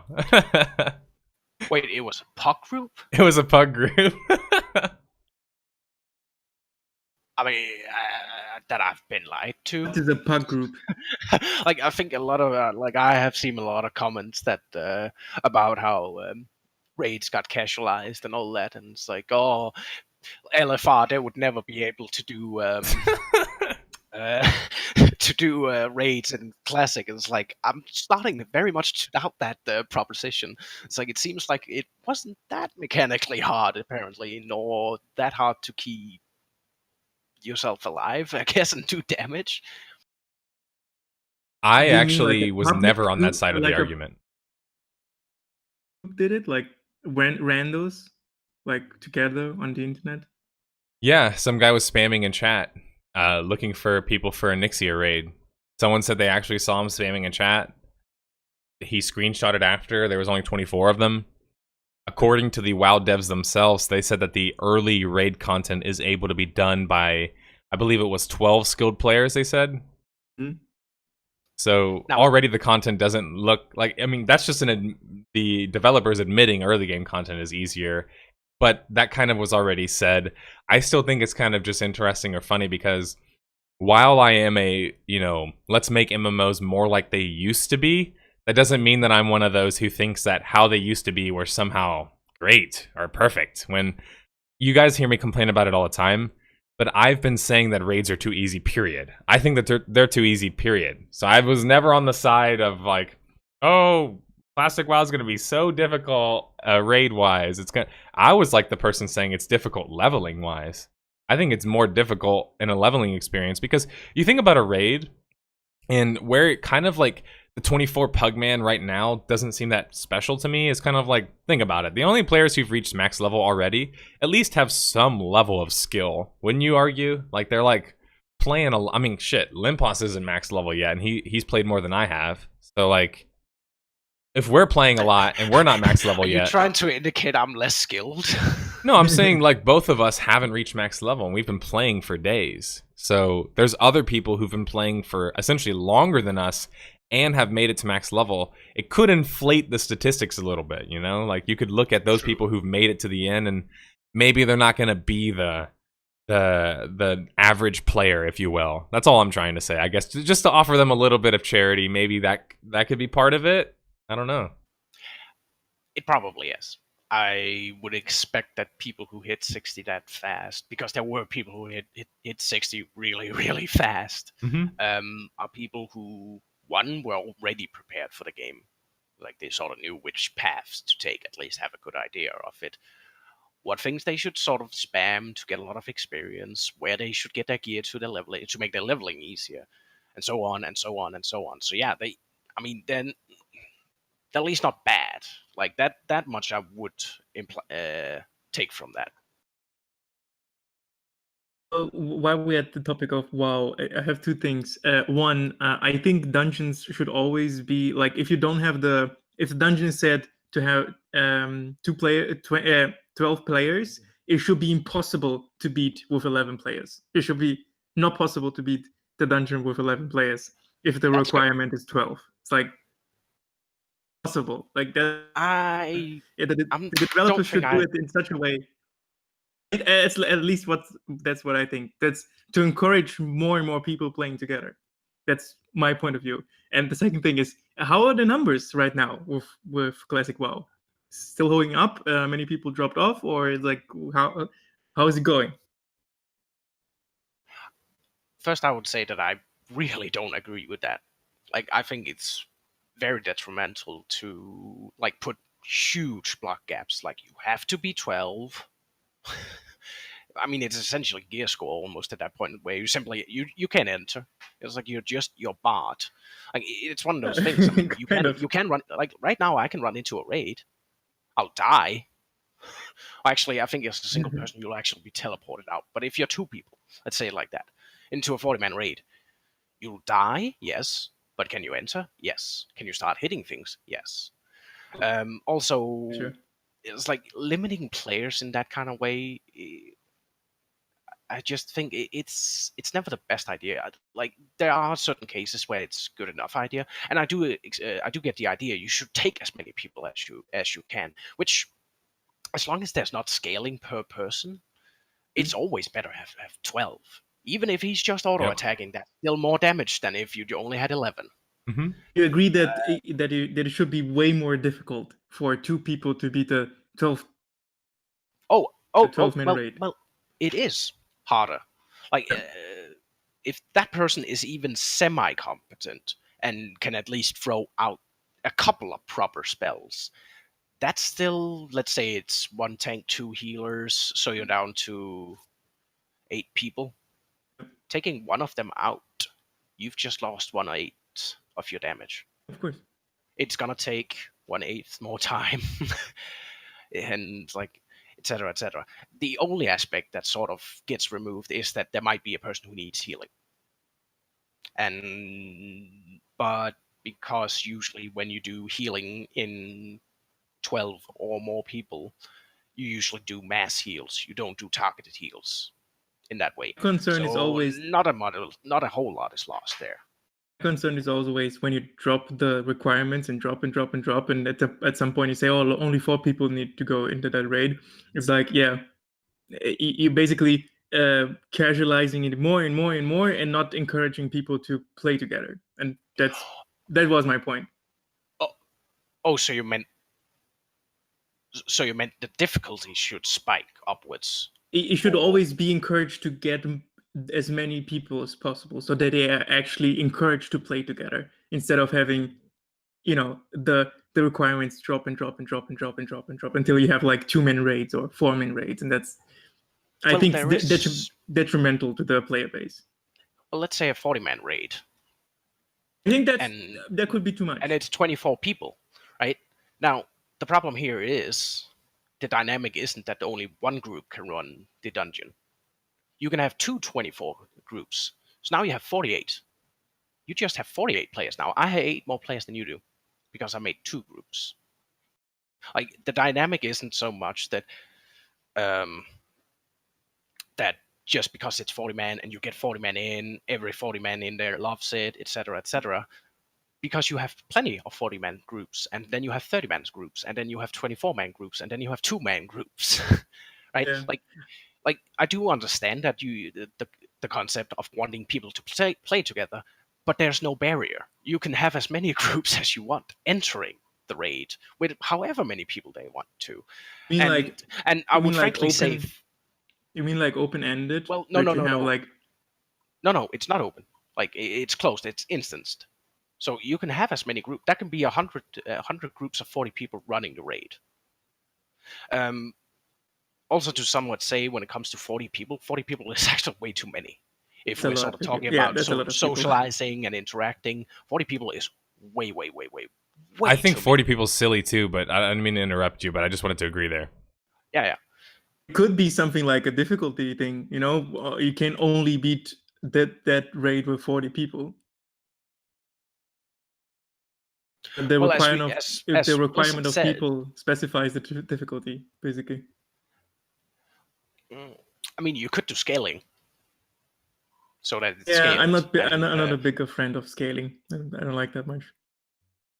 Then I don't see many other choices, unless, I mean, if you make it so that only 40 men can run a 40-man dungeon down to the very singular digits of percentages, or promiles in this case, essentially, of damage. I mean, you've essentially locked out everyone but one group of 40. Because I think that's doing it to perfection, to like that, every single person has to play 100% out of 40. If that would force people to actually talk to each other, you know, like if you want to run this raid, which drops whatever, like a very specific loot, then you have to talk to people, and that I think can be something that encourages people to talk to each other instead of. Of course, it's ridiculous having a 40-man raid, but you can stack it up high enough that you get the breaking point. You can test this stuff when you're developing a MMO. I think that could be a thought idea. Well, if I'm getting it right, you want the dungeon to be so hard that only with 40 people can you defeat it. Exactly, but like 40 is of course way too high. Like... Yeah, but number doesn't matter. But then I have to tell you, that's a bit dangerous because you're asking people to perform literally 100% perfect down to every single millisecond of decisions. Yeah, kind of. meaning, let's take WoW back in the day, back when it was 6 million players. That's maybe one group. 40 people who can perform I understand. at 100%. I understand the hurdle. Yeah, no, I definitely understand. You could play with those ideas to do what I was talking about, to actually emphasize the group play and force group play on people, even if they don't want to in the beginning to socialize, because soon they will realize, oh, okay, it's fun to play in a group. It's fun to. Well, there's also the concept of making things too hard to the point where people stop socializing. Yeah, exactly. And just start yelling at each other. Yes, exactly. I understand. No, I understand. I definitely understand. I think we have to find a middle ground here. Yeah, I think the argument... Sorry, did you want to go, Black Ruins? I don't know if that was from earlier. I think that was from earlier. Yeah, that was a while ago, sorry. Like 30 minutes ago, it said. Well, anyway, I was going to say... One thing that I think needs to be pointed out is that more players doesn't mean more social. I think that's, again, it's like, there's little things where you can see where people are seeing the similarities, but it's just not the same thing. Like, I always see people talk about, oh, this game's social, or oh, this game has 40 people, so it's more social for a raid, or that this game has 200 people, so then therefore it's more social. When I've been a leader for a Zerg before, and I'm talking 300 people, you know, I've been the leader of a massive Zerg. I didn't feel like I was that social with most of them. Again, that's just my perspective. How can you know every single soldier of your army? You know what I mean? Like, you can't really. So actually, hilariously, is like, I hear a lot of the time people talk about social aspects and more people, and I don't want them to think that more people just means more social because more people. When it's like, in the case of you know, a game like this, if 40 people are required to do a raid and then we end up somehow doing it with like less, I don't think that necessarily takes away from the social aspects. If anything, those 24 players had to be that much better at communicating in order to make it work. So I guess I'm just trying to say I think it's a little bit more nuanced than that. Like when it comes to social, knowing how much social activity is in a game versus how many people are playing, I would actually argue that keeping an environment or a community small, which is how communities work in the real world, is how you're going to have the most social interaction. And then the one thing I'll say before Limpos goes about the difficulty is I think, and you know, correct me if I'm wrong, but most people say that early raids in WoW are designed to be easier and that they get more difficult. So we'll see if that's the case. Obviously, I plan on doing all of the raids myself, so I'll know firsthand what my opinion is on it. But I do like the discussion between Carlo and Limpos. I see both sides I like the perspective of making it hard to where you need to have that amount of people, but at the same time, you want to also incentivize the players who are extraordinary to do better. And so in a way, like Limpos said, if a player doesn't show up, it doesn't necessarily mean that they're less maybe social or less, I would say, it doesn't take away from the experience as much as it makes another player have to do that much more. But past a certain point, it does, obviously. Like, if it's going from 40 players to 5 players can do a dungeon, or a raid, rather, I would totally agree with that. That's where SWTOR, for me, went into single-player game territory, is when they made their flashpoints or their raids able to be done, essentially, by yourself. But anyway, Limpos, what did you have? It was actually about social aspects, because one thing that sort of surprised me, because, like it's the golden age, etc., etc., and it's like I haven't really felt that differently in like running around the world and such. Like, I've helped a few more people with quests once in a while, but I mean, it's not that different. But that is something I have mentioned before, in that I just generally like talking to people. So me not feeling much difference is probably because I'm usually the one who instigates most conversations with people that I want to talk to. And that, of course, doesn't change depending on the game. But sort of out in the world, it's sort of limited. It's like, yeah, something like elite quests, yeah, people will group up. Will they say much? Not always. Not unless you really sort of poke them. Yeah, I mean, that's actually been my experience so far. I think that a lot of the hype is kind of subsiding, certainly, and we're still realizing that the game is obviously massively popular. If this is a surprise to you, I don't know why you're even watching my shit. Like, to be honest, like, if that's a surprise to you, because there was enough to show that they would still be doing well. What I will say, though, is that I do think that hype subsides in the sense of, like, hype in a MMO, just like hype in the real world, is an actual social thing, right? Like, in the same way that a pop shop opens up the next day and says, we're only open for one day. And that's very common in places like Japan, for example, for video game themed restaurants. You might have a Kirby restaurant for only a single day. And everyone wants to go because it's like, FOMO, fear of missing out. But then you also want to go to that Kirby restaurant.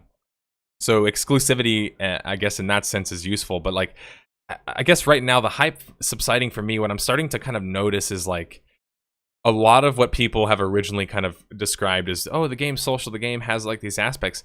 It does, but the hilarious thing to me is that I'm realizing that when people say that it does, they mean relatively. Does that make sense? I mean, in their experience, it's that way. Whereas in my experience, I go back and I play it and I'm like, I don't know, it's still pretty lacking.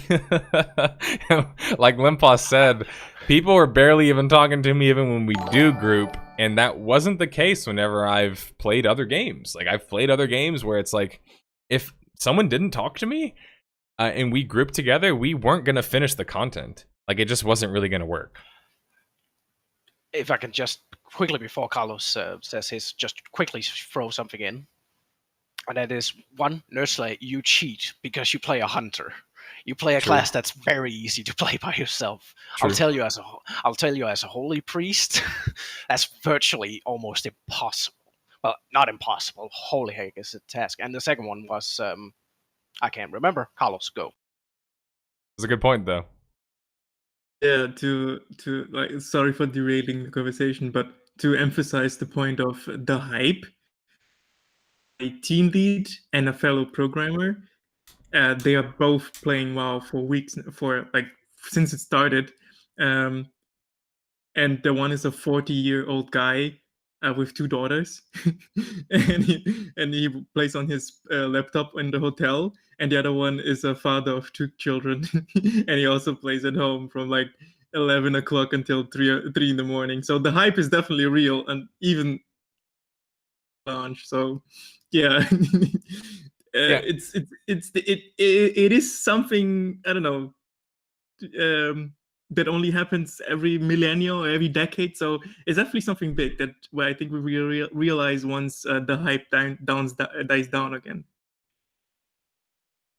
I think that needs to get talked about more, though. What you just mentioned there, it's like, hype, I think, really affects the casual person. Wouldn't you guys kind of agree? Like, hype ultimately is going to affect the casual audience. So more hype for the genre, to me, says we're attracting more eyes, more people overall to the community. Whereas, like, the targeted audience, you know you were going to get the hardcores. I mean, some private servers have shut down because of classics. So it's like, you knew you were going to get the hardcores in some cases. And on some of these servers, you were going to have the diehards. And that's kind of what most people expected. They didn't expect mainstream really to be affected that much. But time and time again, we see that MMOs are very appealing to the mainstream, especially well-established ones, like in the case of classic WoW. What I will say, and you know, I don't want to spoil anything because people know I'm doing a review on this game, I will say that I am going to wager that based on how much fun I have and how much fun people around me know I'm having when I play the game, you're going to still be shocked that I'm quite critical of WoW. I'm still quite critical of the game. I don't think it's the second coming messiah. I think there's a lot of problems with the game. So don't let me fool you there just because I'm enjoying it.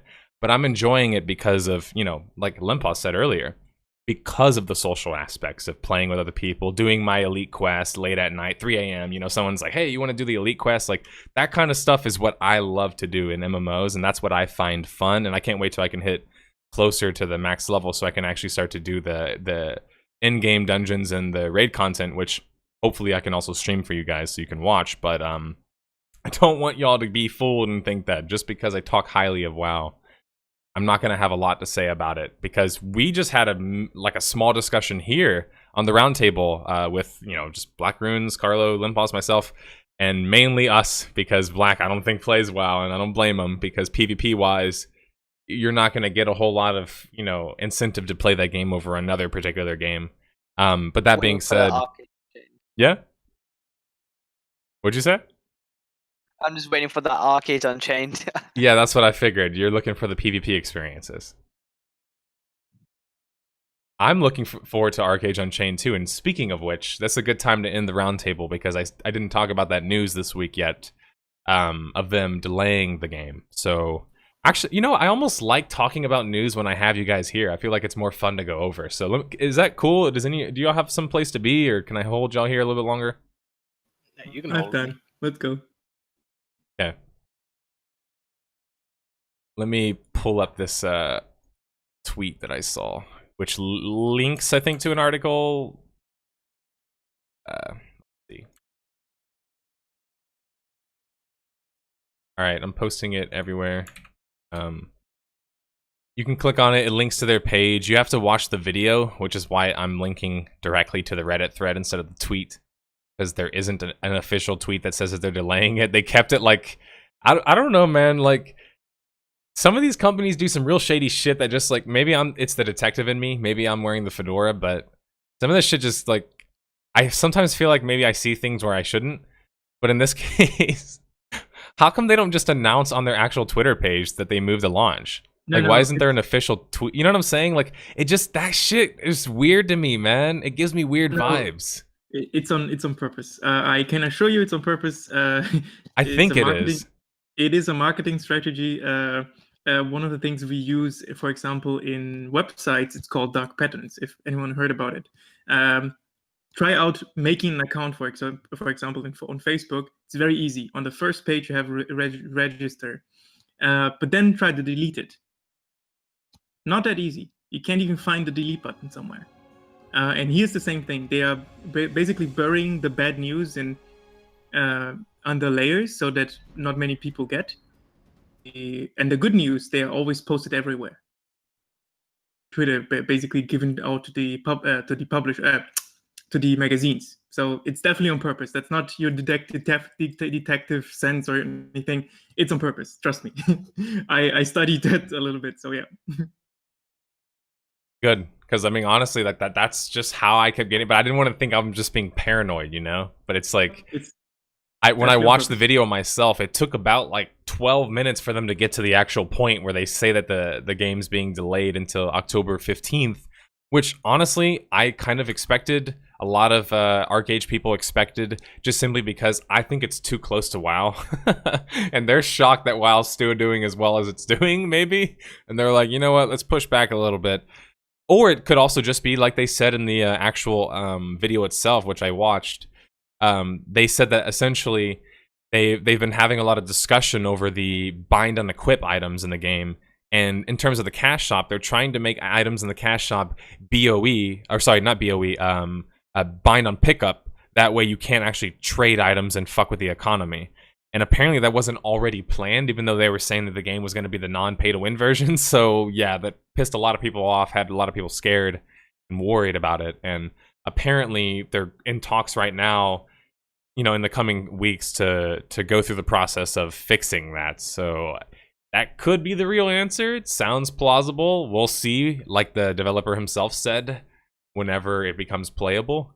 I think they're trying to make it playable on the 12th on the PTS. And then it immediately goes live the next day after the PTS goes down. So it goes live on the 15th.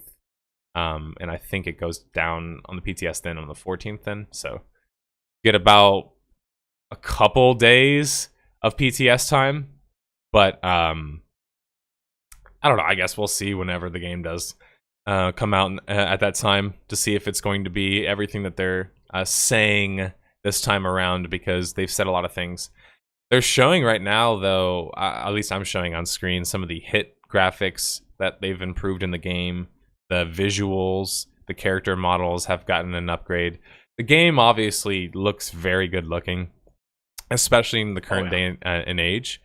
But I can't help but feel like they're always going to have that cloud over them, especially now that they've had to push back the launch date, which I think, again, is a good thing. But I still think that will give them a lot of negative headlines, or at least negative opinions. I'm curious, what do you guys think, though? I mean, the game being, or having already had one sort of, well, not failed launch, but a launch that resulted in, what would you call it? The downfall of the game, essentially. That at least keeps people sort of on edge. And also,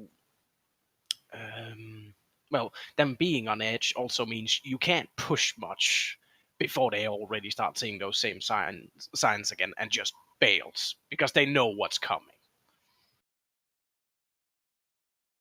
I think MMORPGs only really have like one opportunity to launch. Like they only have one, and once you blew that, like for example, Bless Online, you're screwed.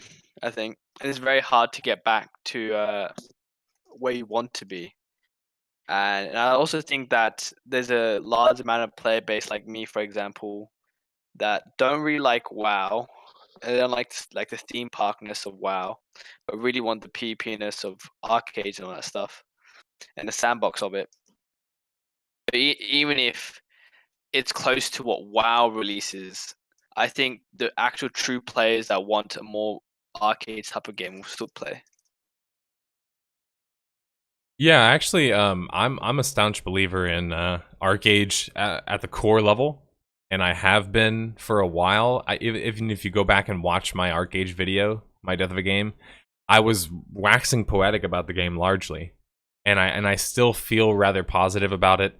It's just that there's some particular aspects that function because of the way the game functions in Korea, and so it's designed in that way. And I think that essentially either Tryon didn't have the ability to fix that or alter that, or they didn't care because they were raking in so much of the profit, which is what I think the case is. And that's why they applied it to all of their other games.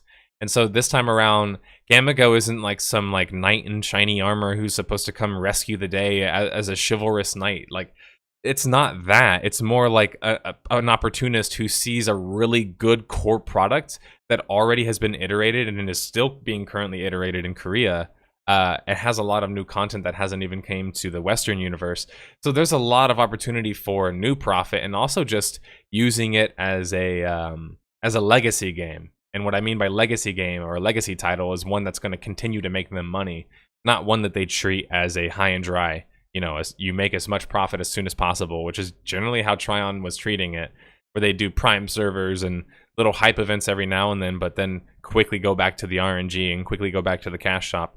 This time around, I see it like this. Either it's different or just never play the game again. You know what I mean?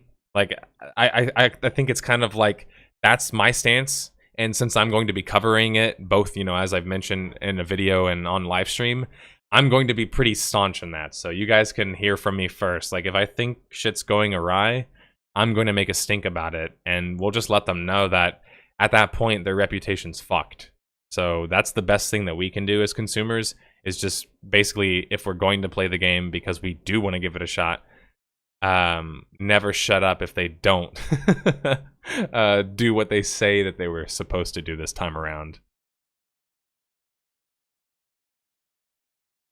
Question: are the same people that also did Conan Unchained, like the same publisher? No.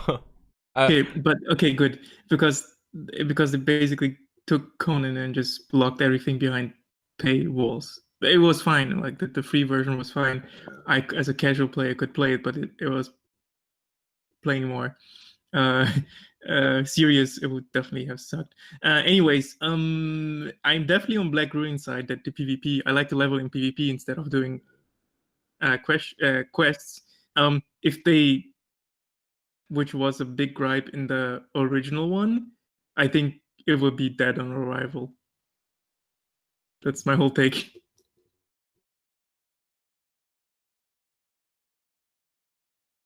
Martin? Yeah. So what I wanted to add to was the whole aspect of the WoW hype and like players and such. Now, I do believe that people who sort of generally don't like that theme park and sort of are more attracted to the sandbox and sort of more attracted to what ArcheAge wants to offer, I absolutely agree. Those people are going to go over there. But as we mentioned, when it comes to hype, it also drags in people who sort of aren't completely aware of what's going on. They sort of just bandwagon along. It's like, oh, people are playing this game, let me go play that as well, which currently is World of Warcraft. So I think to some extent it might be that they sort of just looked at that and it's like, maybe push it back a couple of weeks, see if we can snatch some of those people falling off the high. Sort of here's your fix up so that you can get back into the game, into the MMO game scene.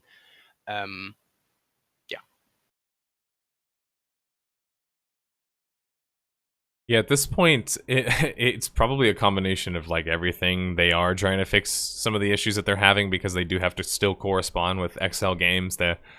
It's strange because I don't think people understand the difference, but XL Games is the developer, but they're also the rights holder. So oftentimes people will parrot, Tryon was the publisher, Tryon was the publisher, whenever they try and defend Tryon for some reason. I'm not sure why people still do that, but they do. I see it in the comments. Tryon was the publisher of the Western version of the game. So like they don't own the rights. They never did. So whenever they sold the rights to Gamigo, I mentioned that in the episode that talked about it. I said that they don't actually own the rights to ArcheAge, so they can't give the game away. They're actually going to have to work with XL, and so now they're still working with XL. It's not like they just get to operate, you know, with the IP on their own in that market. So that could be, you know, a good thing. Could be a bad thing depending on how you look at it. It looks like it's trending towards a good thing, and I think to go on the same line of reasoning that Limpos was saying, the hype factor is so big in MMOs. That's why MMOs back then, people who would dabble were just playing everything because of that hype, you know? And I was one of those people. Like, it was like the hype would go into this game, boom, boom, boom, and you would just go game to game to game to game. And like the hype was crazy like that. At the moment, MMOs aren't coming out every now and then like that. They're not launching every couple of months like it was back in 07 or 2011. So you're getting them like few and far in between. So whenever you do get them in this current day and age, you're almost getting like the previous failed attempt relaunched, or you're getting an older version of the game that was considered to be better, you know, quote unquote, that people want to see launched to a current market. So I think that there will be hype, and there'll be even more hype now that they've pushed it a little bit further back. And kind of like what Black Runes was saying, as I've been playing more and more, what I've noticed about WoW is that no matter how you slice it, the PvP in it is just kind of lackluster. And it's not lackluster because the game sucks. It's not lackluster because the combat sucks. I like the combat a lot, in fact, and I like the game. I think that the systems in the game don't really lend themselves to being that great of a PvP game. And I mean, my evidence, I've recorded, like, you guys have no idea how many fights and instances of this I've recorded where I'm either running after somebody chasing them and they die, they ignore me and just run right by me, or when it's like 4 or 5 alliance, I get killed by all 5 of them. And it's like, when that's the basis of your game's PvP, it's kind of like it's not that great. But I don't know, maybe Honor will change that. But the reason why I bring it up is I think that that's gonna be a big appeal of ArcheAge for people. Is going to be, you can level in ArcheAge by just PvPing. You could. You get a considerable amount of experience for killing a player solo. So it's like, it's actually worth it to kill people. It's actually worth it to level off of that, or at least use it to supplement your leveling. So you could be questing, and then, you know, you see a player and you kill him after you get to the level 30 contested zone. And also, you know, everything else leads itself to PvP. Farming in the game, fishing, crafting does, player housing, sieging, all of it leads itself to PvP gameplay. So it kind of just, I think, will or could operate that niche that currently isn't really being operated in. And I think they maybe kind of sense that. But other than that, if you're a PvE player, there's not a whole lot of reason for you to go to ArcheAge or even try it, really. Like, if you like endgame PvE, why aren't you just playing Classic WoW anyway, basically, or Final Fantasy 14 at that point? Because ArcheAge won't be that kind of experience. There is raids. There is, but they're not that good. They're just considered to be like inferior to Classic WoW's raids, even, you know. So it's like the world bosses are challenging because of PvP, but so yeah, I guess the raiding in that game is more like world bosses and grinding out on high level mobs, but it's not really like instanced content. I just remember it because I think it's the biggest ship, or at least one of the biggest ships. You need plans, and it only drops from a raid boss or a world boss. I'm not entirely sure about the details. Okay. I just remember being told that because I was so graciously taken aboard one of those big ships and sailed across the whole world. That's awesome. Actually, in regards to the hype, just to sort of note on that, how desperate people seem to be, Bless Online was hyped. And this was a game we knew that had failed, what was it, 3 times prior? Yep. Yeah, people were hyped to play a game that had failed 3 other times. I was like, I think that should sort of tell itself its success rate, and if it has any major issues that leads the game to be unplayable, essentially. Yeah, for sure. And then also, if you guys don't know anything about those games, I think the XP gamers, Captain Shaq, if you guys know or don't follow him. If you don't, I guess like you don't watch Space Engineer content, but he does really good Space Engineer videos. But he also covered ArcheAge, and he did a couple of videos on that where he describes basically what's unique about the game. In fact, I'll just fucking pull that shit up right now. But I'll say goodbye to you guys because I'm not gonna hold y'all anymore. I'm gonna open it up to the rest of the floor. What's up? Wait. PlanetSide Arena came out. Oh no. You're covering the news. You have to cover it. I was just gonna say loot boxes, surprise mechanics. Oh, all right. I'm gonna pull it up right now.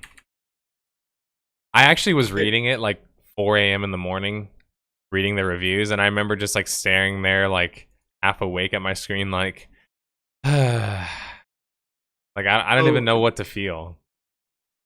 So I have to say something here right now. So PlanetSide 2, I actually got into beta for that years ago, and problem because they changed everything from PlanetSide 1, and then after a few months they figured out, solved a lot of issues that now we have. Redid the whole system in PlanetSide 1. And like, do they not know what they're actually developing? Sometimes I ask myself if developers actually look at their past work and improve on that, or just do everything from scratch. Because that was one of them. I don't think intrinsically like down into every single detail. Oh Why no, did we of course. make I'm being hyperbolic here, of decision? course. But like Yeah. many of the things that they already had solved, they had to Well, resolve with the same so, well, no. solution. See, the problem with that thinking is the ladder system did have problems. Yeah, of course. People weren't exactly entirely crazy about it. And that was what they sort of had the idea of. And you could actually see that on the map because they had an idea of how people would move. Because you would have big station and it would be layered around with small stations. So the idea was you would take 2 or 3 small stations, then you would take the big station. But that's not how people work. And that's from a strategic military mind that you do Sometimes that. you have trolls like me that don't care about anything and just go to the backlines. Exactly. I mean, we had an what was it, Vanu's sovereignty outfit on our server, and I think there were around an entire platoon, and actually there were 2 platoons. All they did, every single day, all day long, was just be in the backlines, ghost capping. That was it. Yes. Never did anything. And they could completely lose the annoy the entire enemy. continent, and they would still be in the back, just protecting a Yeah. little space that didn't help anyone. So, it was so fun. It's one of It those. is so fun. Right. It's just the thing is in PlanetSide 1 they cut that off by doing I think what was resource lines or transport lines in which you couldn't even get to the back line if you didn't have a connection between or. You could to some extent. There are certain to some exceptions. extent, but you couldn't do like complete trolling, which you can move to the backline of some enemy. You had to have some sort of mode of transportation. You needed to have logistics lines because you needed points. Yeah, to logistic. Yes, exactly. Spawn basically anything. You needed what was it, nanites? Also back then, I think it was nanites back then. Yeah, also. something like that. So a resource, and definitely. Those auto regen normally if the base was connected through the ladder system. Yep. If it wasn't, you could still get nanites by driving a Sunderer to it, a special Sunderer, which had it was an ant, sorry, to that base with points, and that was a tactic. But trolls like me, we don't care much about everything. We just go to the backline, and that's what happens in PlanetSide 2. Like we had whole troll squad. Anything else than just go to the backline and do nothing basically, and just play with the enemy. And I think they had to re-implement a lot of the mechanics they had in PlanetSide 1, which had flaws, of course. Sorry for derailing the whole thing. Sorry. Back to you, nerdSlayer. I'm just reading these reviews, dude, and they're just like this guy's like, that's a lot of gold. all progression is achieved through loot boxes, which contains weapon and armor upgrades. You can pound out hours to earn a loot crate with the hopes of getting somewhere worth your time or buy them outright. Each loot crate gives 3 items. The common loot crate, which is 3 for $1, contains 27 items, all of which are the lowest tier. The standard loot crate, which is the one that Daybreak wants you to fork money for, starts at 5 for $5 and contains 69 items. PlanetSide is one of my favorite franchises, this guy says, and I cannot in good conscience recommend this game. Ouch. If you're forced to gamble for power, makes this a hard no for me. Another user saying, not even going to talk about the insanely pay to win, he says, and as he talks about it. It's not looking good. It's not, and it's like, you can see some positive reviews, but even the people who are giving positive reviews are talking about how flawed the game is, which just tells you,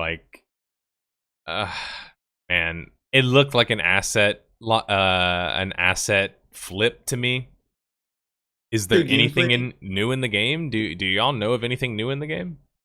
Nope. Is the gameplay any good? I didn't try it out. I mean, it's PlanetSide, basically. But is it good? Like, does the shooting feel good, or it's as good as PlanetSide? Did they improve on anything?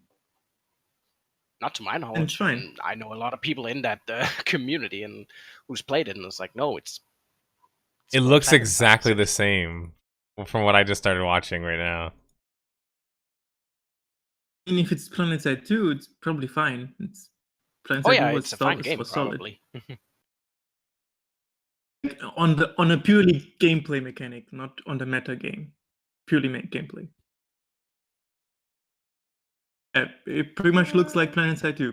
I think it On a- honestly looks Basically. exactly the same, except for like the UI on the left and some of the kill feed stuff, No, right? that's reused. The squad over there, that's the exact same way that it looks right now. Well, not exactly, but it's the same font, it's the same symbols. Oh, okay. They've added a little bit and maybe points at the top, but that's about it.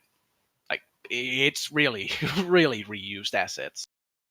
Wasn't this a thing that they want to do to prove to investors that player base, and if enough people bought it, then start working on PlanetSide 3? Wasn't that the plan? Yeah, like the it was Yeah. actually. 10-year plan. Mm-hmm. I wouldn't put too much into that. Of At course this not, point, like, yeah, they're still it is- talking about doing an yeah. EverQuest game, so I think it's safe to not take them seriously. How the Yeah. heck are they still talking about that? franchise is done. After this Well, not just the fundamental franchise, failure. everything that's former SOE under Daybreak right now is probably gone. It's completely gone. don't I think you can still play PlanetSide 1 on Rogue servers, but I'm not sure. Only Rogue servers. They shut down the official Yeah. ones, I think, almost 4 years ago. No, it wasn't Immediately. that long. Wasn't it that long ago? I thought they shut that down whenever they shut down that SOE service. Remember, you would pay for like a sub, and it would like give you access to a bunch of different games or something. Yeah.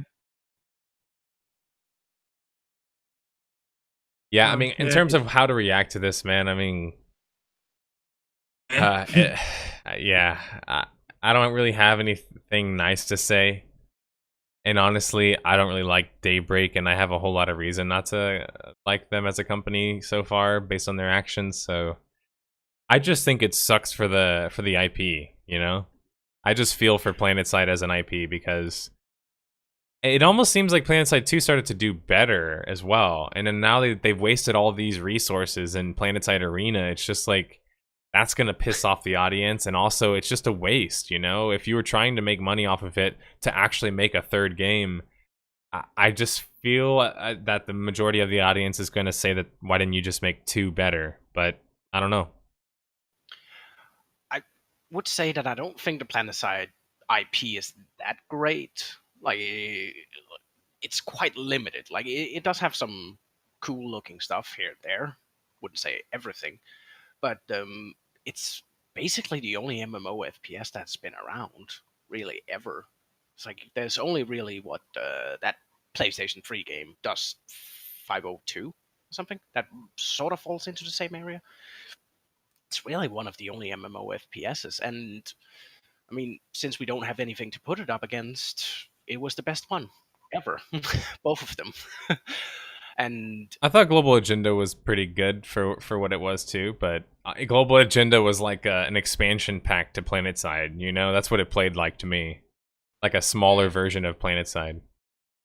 that's true. Okay, there's free then. I might be wrong here, but wasn't a game called MAD with like... Oh yeah, on that's a what I'm map? thinking of. Yeah, mad. Because that's the second big MO FPS. Oh, you're talking about Mag. Ag, exactly. Yeah. And it died, was revived, and died again, and nobody talked about it. It's like, it's similar to PlanetSide. Like, it's a modern Call of Duty-esque MO FPS. Well, wasn't it also only PlayStation 3? Mm-hmm. Yeah, it was only on the PS3, and I think That's, it had like 200 players or something. It had like a lot of players. Well, It was a crazy amount of players. Was it free? Because, well, I guess Don't remember, honestly. Yeah, because I'm sort of trying to think, because if there was no other sort of shooters coming out at the same time, I could maybe understand it. I frankly don't know, and I even owned a PlayStation 3, and I never freaking played it. I know very little about that game. Because But if a lot of people play it, you were mentioning that the MO FPS thing is dead, but you'd have something like Escape from Tarkov, which is kind of thing. And what else? well, I mean, that's sort of just a server-based game, so to say. Kind of. I wouldn't say it's enough players to sort of fall under And nothing comes a close to whole PlanetSide, to be MMO. honest. Because I mean, when PlanetSide 2 came out initially, it was 2,000 people per server, which is a lot when you think about it for a continent. And you have to remember, maybe 10-20% is actually in combat and sort of used, whereas the other 80 is going to be empty except for people flying over. I also think, man, remember how hard it was to run PlanetSide back then? I think that was a big reason why they couldn't get a bigger audience with PlanetSide 2. Was the game just was like, it was a monster to run. I'm not just trying to say it's like so good looking, so it took so much to run. It also had performance issues, of course, like out the wazoo, and still does. But I think that probably, when you look at it, is a big reason why that genre maybe has been a little bit halted.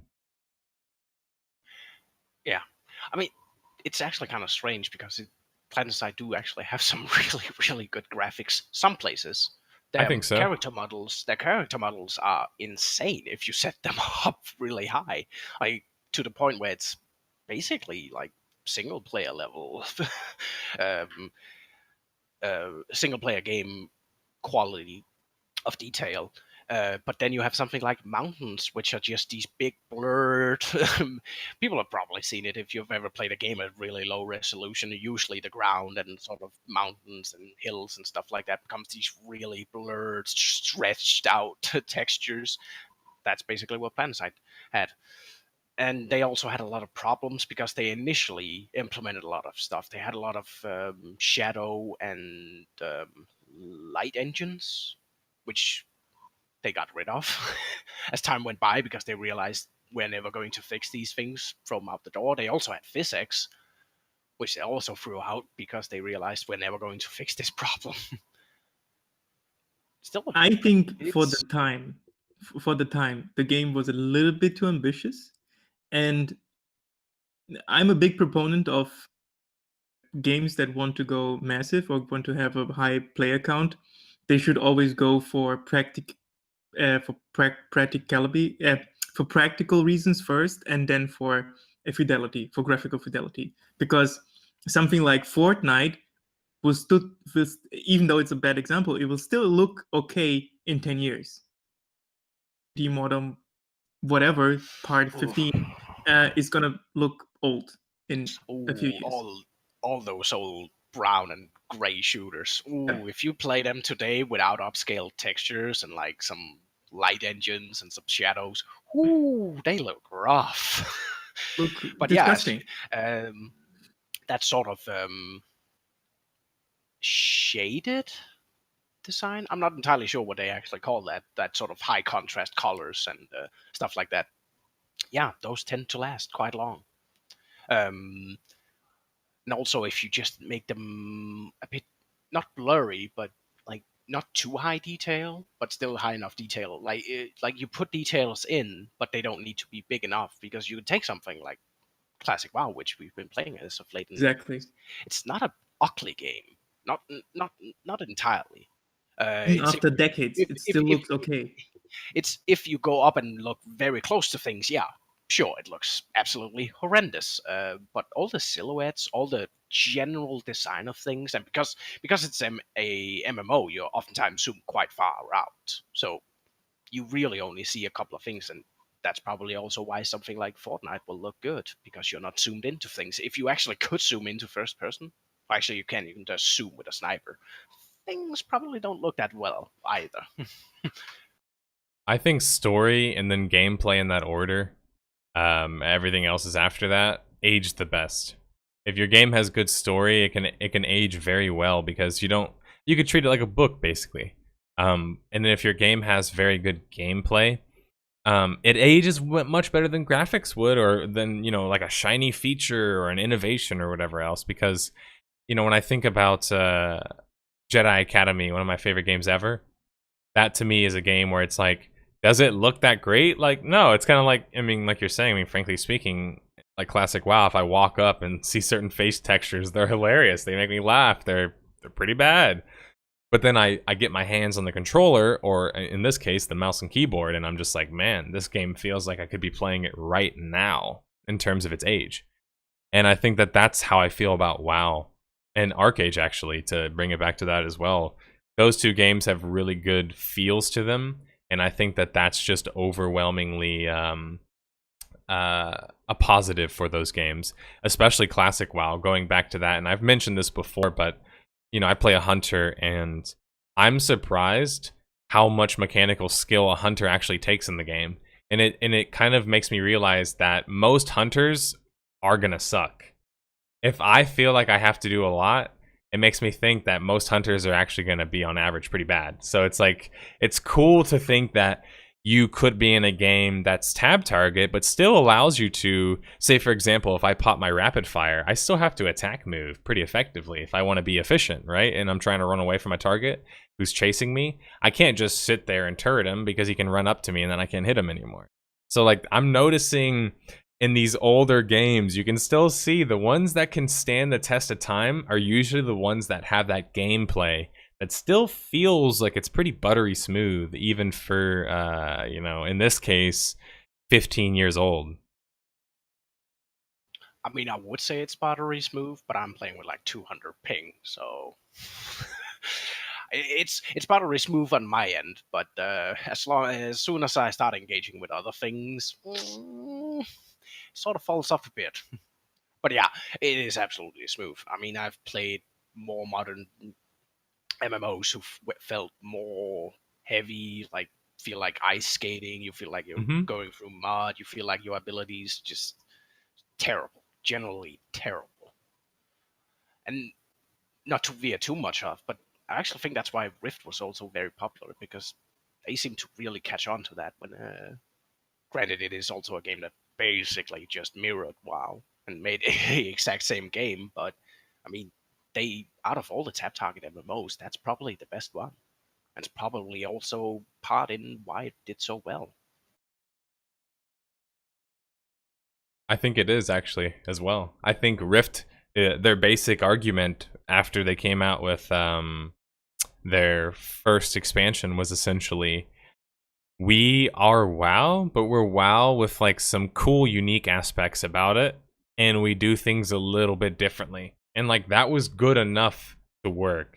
I think obviously, like in my video, I detail a whole lot of other reasons why the game failed, but I don't think anybody can sit there and say that gameplay or even just like class choice was a reason that game failed, you know? Those are aspects that game did exceedingly well, to the point to where when I think of ArcheAge, I think of Rift all the time, and I mention both of those in the same sentence. They both use 3 different classes that you can mix together that have talent trees. And so they have, like, I mean, really, like, if you break it down, they're pretty damn similar. Differences being ArcheAge is faster and also has more movement abilities that you can use. So it's kind of like, in a way, ArcheAge is like the evolved form of Rift. Yeah. Doesn't ArcheAge also have a bit of sort of pushback and a couple of ability? They have more abilities like that. Yep. A lot more physical kind of CC, you know, where you can actually move your character and stop. Like, you can put one of my characters can put somebody in a ball of water and then hover you up in the air, and then you burst out of it. And that, it looks really cool, and it functions just like it sounds. And yeah, that's the kind of CC you can have in ArcheAge, which is just like the evolved form of what you could get in Rift. Yeah. Right. Can I vent for a second? Because you mentioned that Rift basically said, oh, we're WoW. And they actually had in the promotion material, they had, oh, we're not near Azeroth anymore. Can I say the company should stop pitting against Giant? It's basically saying, oh, I'm going to build an operating system that is going to rival windows. You're gonna always lose. They're aware of that, right? It does annoy me a little bit. Are you talking how games go up against WoW? Yeah, like, is it even possible to defeat WoW, like, as an MMO? I mean, if you make a better game, and currently the current iteration is not doing too hotly, and the classic one will at some point fall off. I think even at this point, it's probably only maybe around like half of what it was when it was released, so maybe 3 million people.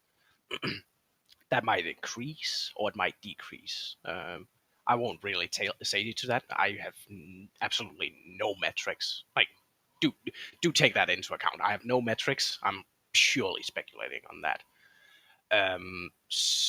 But can you defeat them if you make a better MMO, one that simply just draws people in more? Yeah, you can. It's just going to be hard. Blizzard Yeah. was probably at their prime at that time, and also had a couple of sort of lucky accidents in their design, because some of it worked out and some of it didn't as much, but there was more positives than there were negatives, which you see in other MMOs. There are MMOs that have come out who had certain positives, but they had so many negatives that they couldn't make up for, that the game sort of fell down on itself. I mean, actually, one thing that I will mention when it comes to WoW, and it's like, because it's right classic, oh, it's the best one. Granted, people will contest that to some extent. One of the funny thing is that one of the design choices that came later, which is flying, and how flying destroyed the entire game, feeling, etc., etc., that was in the very first expansion.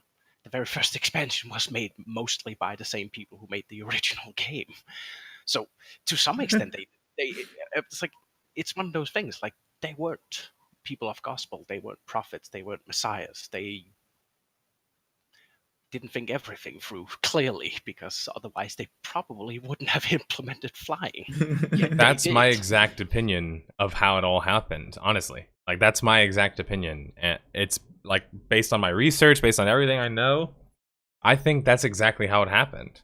I think, as they said in their recent videos where they were talking about creating WoW at first, they just had a lot of cool ideas and they just kind of tried shit out and saw if it worked. And obviously used EverQuest as big inspiration, but largely after the first expansion, they cleaned up a lot of what they originally did, obviously, but when they started to add new content, like you said, you can already see big decisions being made, which already, quote-unquote, goes against the essence of what the game was. And I say that in a quote-unquote because I think that you can't really argue that the game was supposed to be a certain way if the developers were already so eager to change it. But at the same time, unless you argue, which is what we were kind of arguing, that they didn't really necessarily know the consequences of what they were doing, which is probably more likely when it comes to MMO development than people doing something on purpose.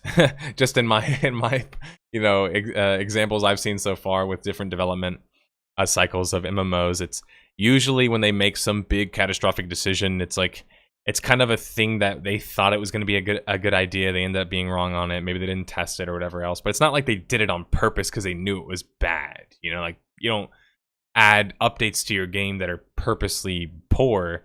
I think kind of, like other people have mentioned before, the idea of flying is cool and exciting. But once you take it out of that vacuum and actually apply it to a world that's already kind of small in some cases, because it has some forms of instant travel, that's kind of where I think they ran into the most problems. And I think over the life cycle of the game, they continued to do that with every expansion. And Wrath was really the biggest one, obviously. Most people kind of say that, but Wrath was the biggest one just because it offered a lot of the automated systems. But then Cataclysm got rid of server realms and things like that. What else did it get rid of? It got rid of some other pretty big aspects of, you could fly anywhere in the world, I believe is what Kata allowed as well. So there's some pretty big things that happen later on in the game. But like you said, I think they started happening in TBC from early on, and so either we have to say that the vision of WoW that we see or thought is the vision, maybe wasn't the vision, maybe they really were going for that contained theme park experience as best as possible, no matter the consequences to the world, which is very possible. We have to admit that could be possible, right?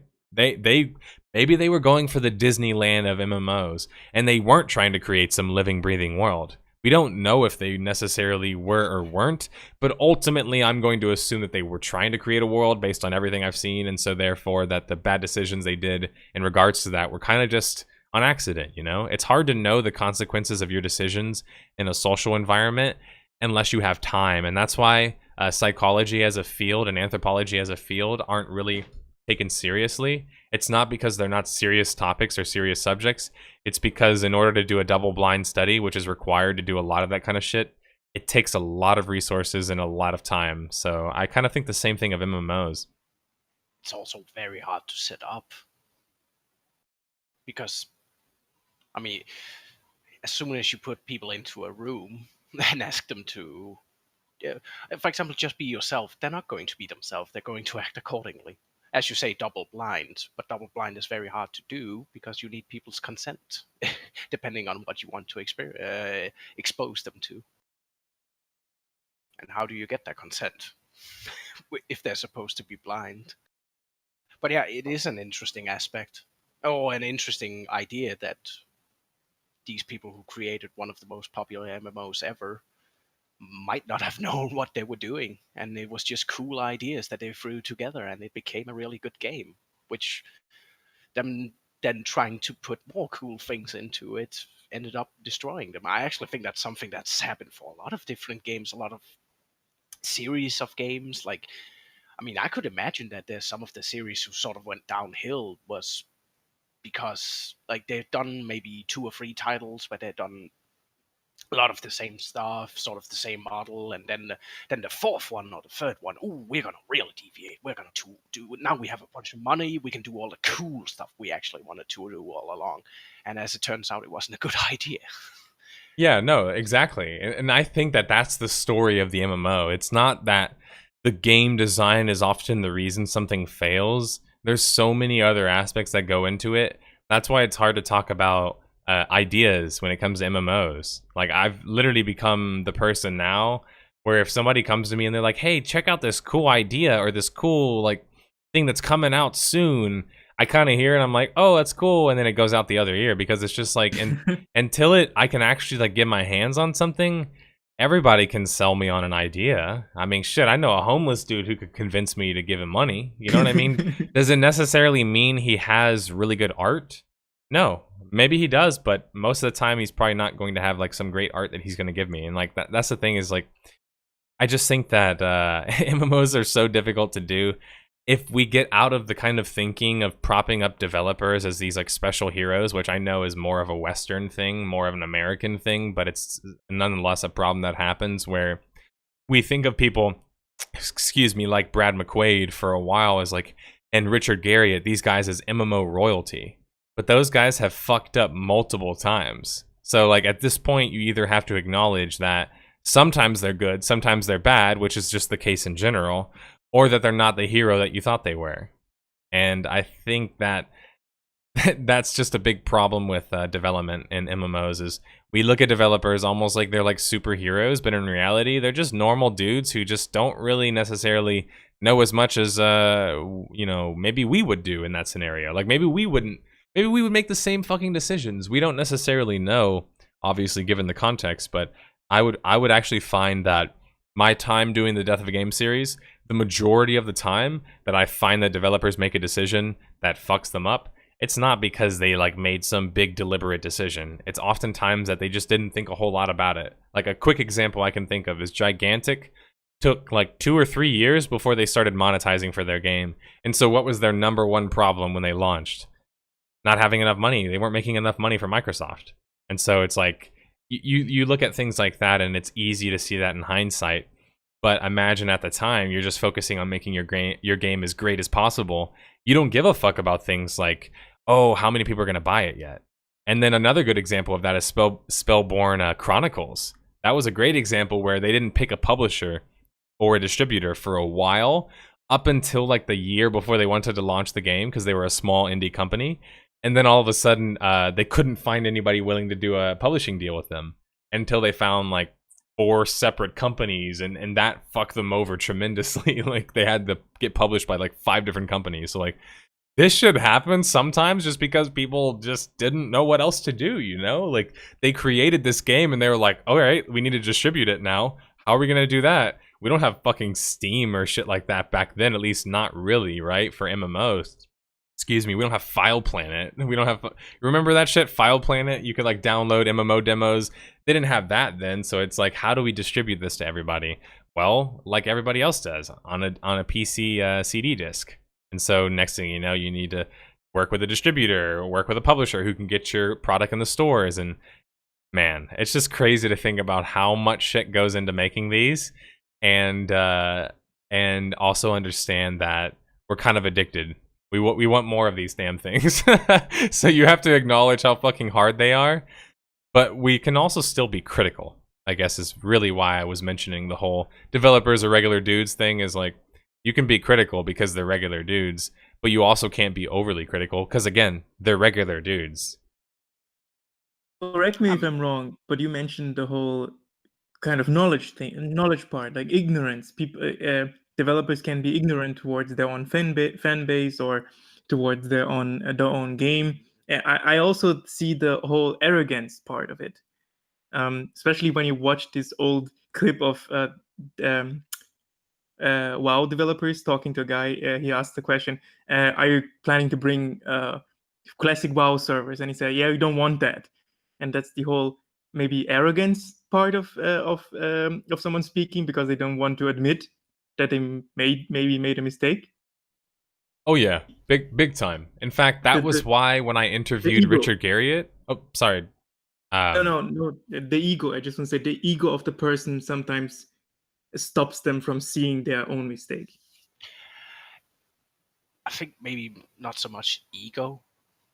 Sort of just you generally just don't want to touch this thing because it's sort of in the way of your future. Like, might also just be it. It could just be a sort of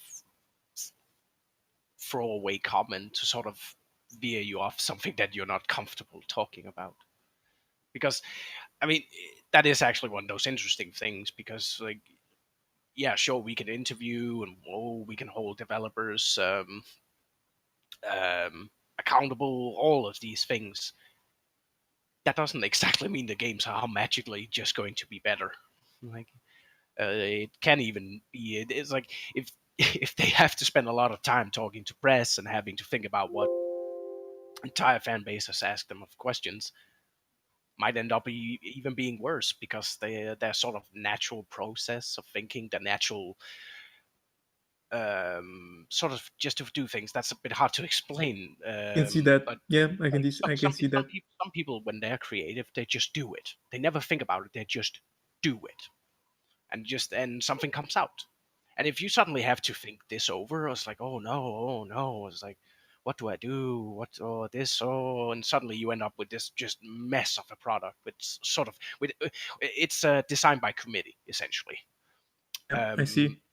If I can just say one thing about what nerdSlayer, or to this whole thing, and it's because I remember it very well, because it was something Luden's, some quote he from some kind of musician, and that was, and the quote was something like, it's like, you spend your entire childhood, your youth, some of your adulthood, like thinking of all these great songs you're going to write, etc., and you make a smash hit. It's everywhere. Everyone loves it. Oh yeah, when's the next one coming out? I've spent 20 years creating this one. What do you think the one that comes out a year from now is going to be like? Maybe not as good. I would probably say like the majority of the early MMOs just fail because of their technical limitations, and essentially coming at a time where technology was still rapidly growing, that they grew too fast, essentially. And, you know, there's so many examples of that. But, like, you look at the early games, they're very, very ambitious. Why are the early MMOs more ambitious than modern-day MMOs? Well, it's because they partly probably didn't know the limitations. They also wanted to create worlds and not just video games. That's a big distinction. But the other thing is that now the market is primarily dominated by what makes money. So it's no longer about like, oh, deep, crazy idea. It's more that how can I create a content trickle or at least a subscription trickle of you know, a steady base, a steady paying base. Maybe a little bit of free users. Like, let's say maybe only 25% of my audience spends money. But if I have 1 million or 10 million people playing my game, like I think Elder Scrolls has upwards of around there now, that they've said they have around 5 to 10 million people playing.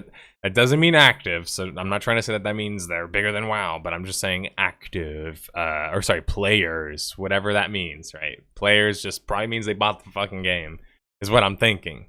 But still, that's a lot of people playing, man. That's a lot of copies bought, and the next thing you know, you sell a subscription fee on top of that for added bonuses, and you throw in a cash shop, and it's so hard to compete with good business with a good idea, unless a good idea is also good business.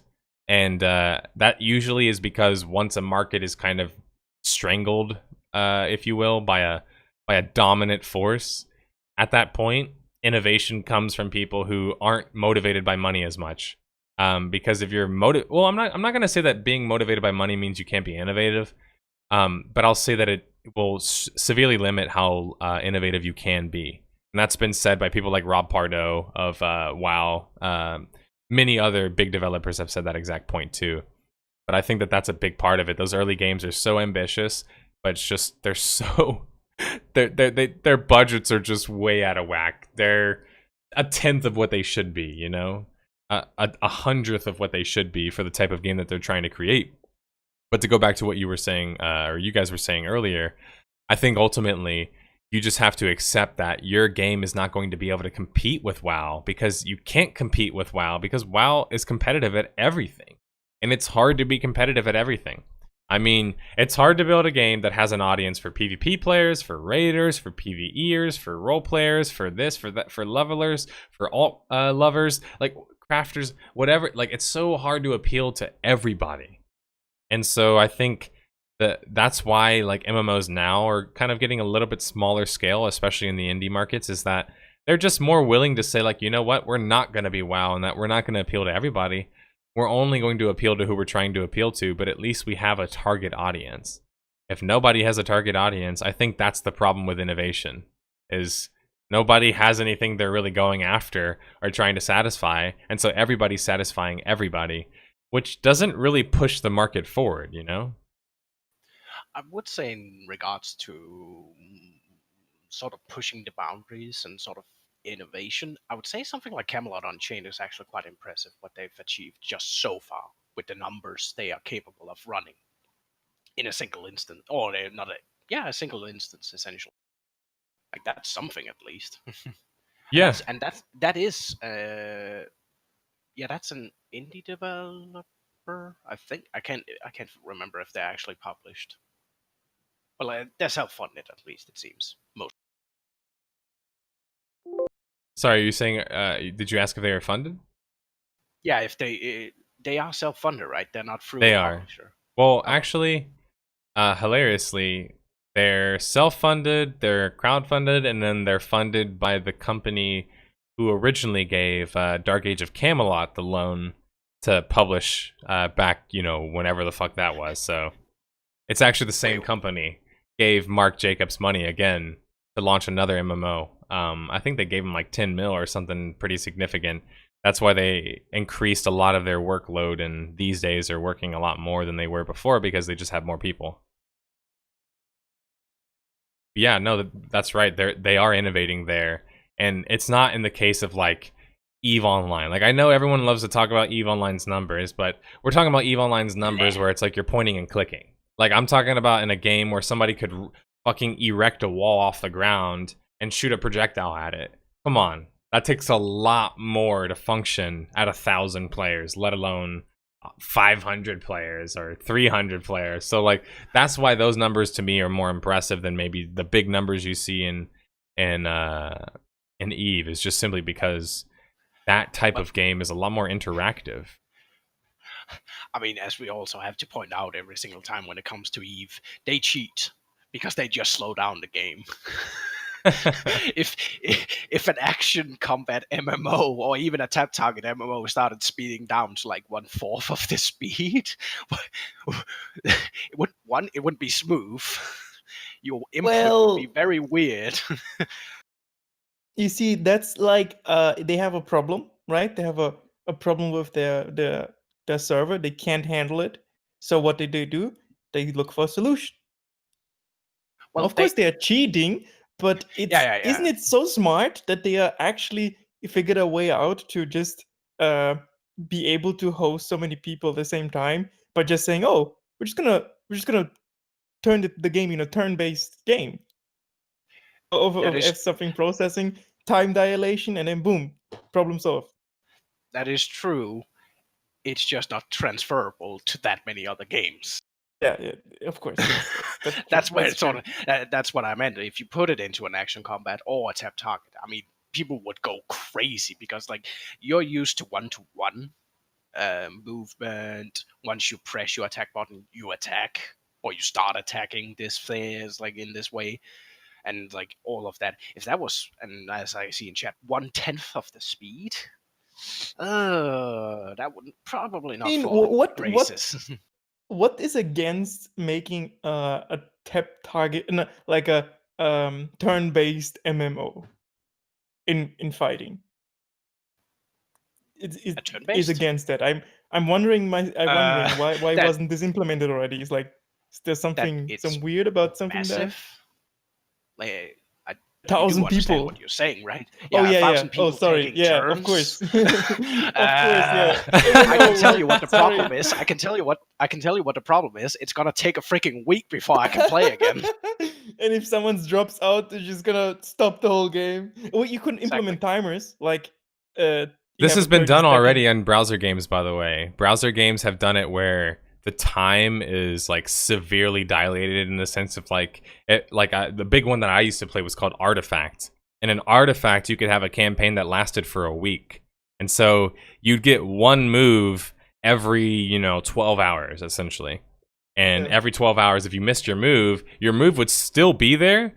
And I think it would accrue if you didn't make multiple moves. So you could still kind of play if you missed a couple of days. But point being is if someone attacked you during that time, well, you want to be there, obviously, to be able to react it. So like I've seen it in some kind of browser / MMO style games. But yeah, you don't see it a whole lot.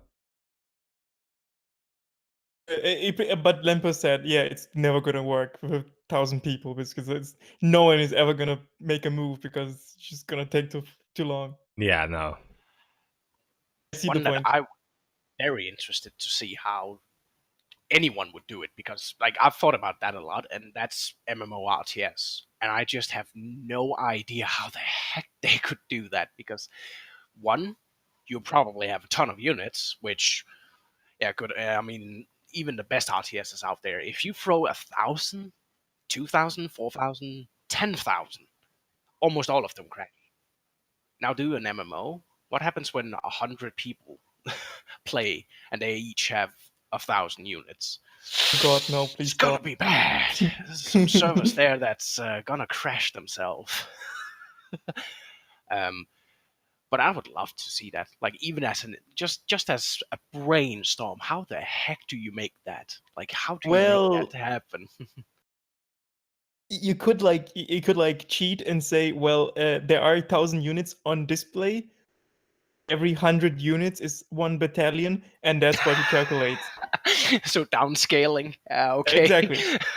I don't. You look at the 1,000 units, but actually you're just moving 1 unit. Could just make it a clip art. Yeah, exactly. Oh, no, sorry. But that's what they did in Artifact, though. You laugh, but that's exactly what they did in Artifact. They took 1 unit, it was 1 model, and then they would say 1,000 of this unit. so that's amazing. My first time playing as a dumbass kid, I walk over with my big ass army. with a bunch of different units spread apart thinking I'm doing the right thing. And I see one guy and he's just got one horse unit and it's like stacked on top of each other. I'm like, oh, I'm gonna crush this guy. And next thing you know, I'll come back and I've lost like the entire battle. And it's because you click on his thing and it's like 10,000 troops were stacked in that one place.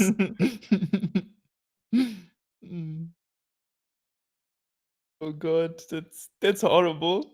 That's so horrible. Oh. Oh, yeah, I can see why it was not implemented anywhere. Yeah, I can definitely see it. There's a lot more of those kind of ideas to talk about, though, but I want to go do my voiceover for my video, so I'm going to choose this opportunity to say goodbye to you guys, and also quickly after say goodbye to everybody else. I thank you for joining me, Limpos and Carlo, on this week's roundtable. We went over some topics together, which I felt was kind of something new, but I figured why not? I'm pretty tired. You guys could help me out.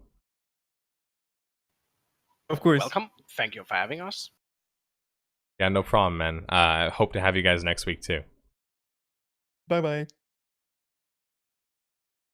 All right, everybody. If you have any more questions you'd like to ask me, now's the time. I'm about to shut things off. I didn't actually want to go this long today, but that's just what happens when you have good conversation, you know? Like, I never say sorry for good conversation, you know?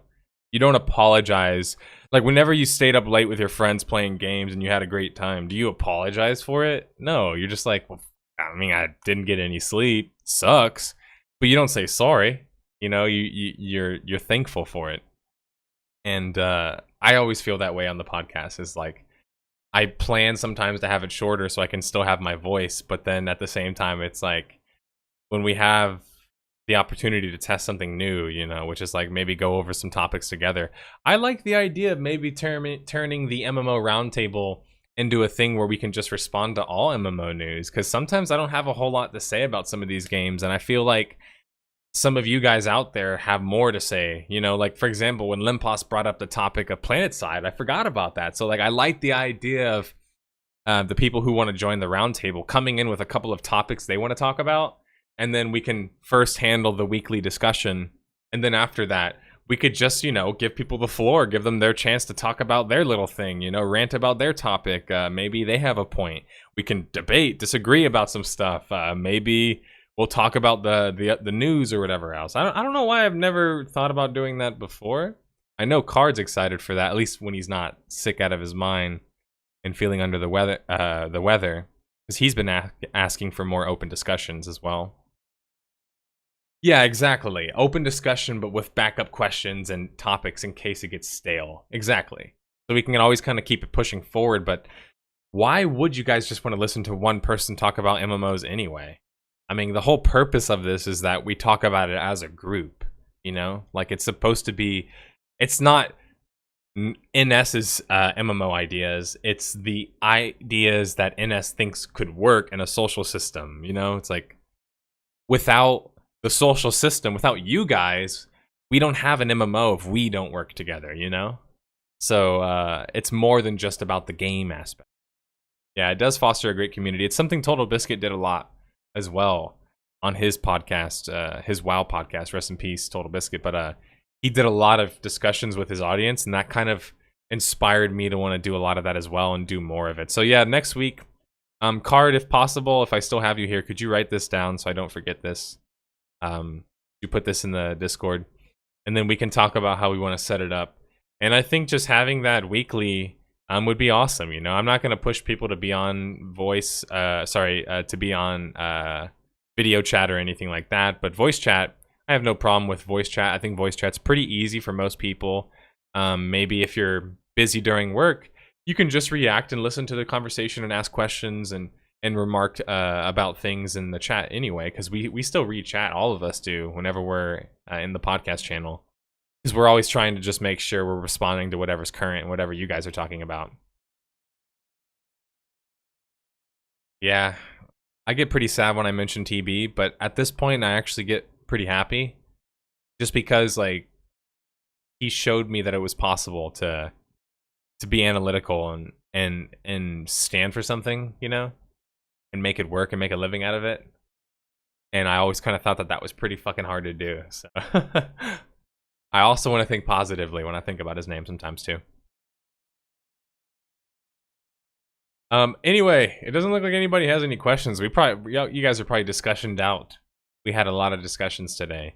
We definitely went all over the place, but that's kind of how discussions go sometimes. Not to mention, I didn't really have any particular topics that I had prepared with anybody, so that's kind of why I'm trying to change that for next time. If I give everybody an overview of what we're talking about, everybody won't be so surprised when we go over things, and they just won't not say anything, you know, which can sometimes happen if people aren't prepared or don't know what's going to be talked about. Yeah, talk about someone everyone knew in the PlanetSide scene. That's a good example of somebody. That's actually why a lot of us know him. Card and Limpos, I think, know of him probably whereabouts from his WTF videos, but his impact on the StarCraft and PlanetSide communities is hard not to see, I guess, if you're on the internet, you know? He's been super integral in those communities. Even if you didn't play StarCraft, you know? Like, I did, so obviously I saw his impact a lot, but yeah, anyway, I guess that's a shitty way to end. I don't want to end the podcast on a low note, so I will end it on a positive note. Check it out. Only on the 6 Pixels Under podcast do you get exclusives, right? I'll let you guys see the first minute, and that's all you're getting. And then I gotta launch the video.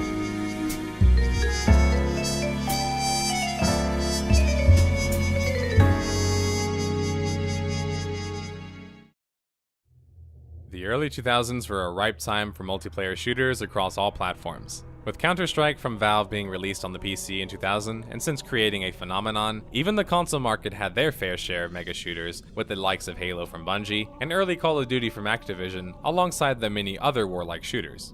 If you played games during the early 2000s period, you probably have heard of just about all of these games, and even if you didn't, even in 2019 you can probably still recognize the names or have played their later renditions.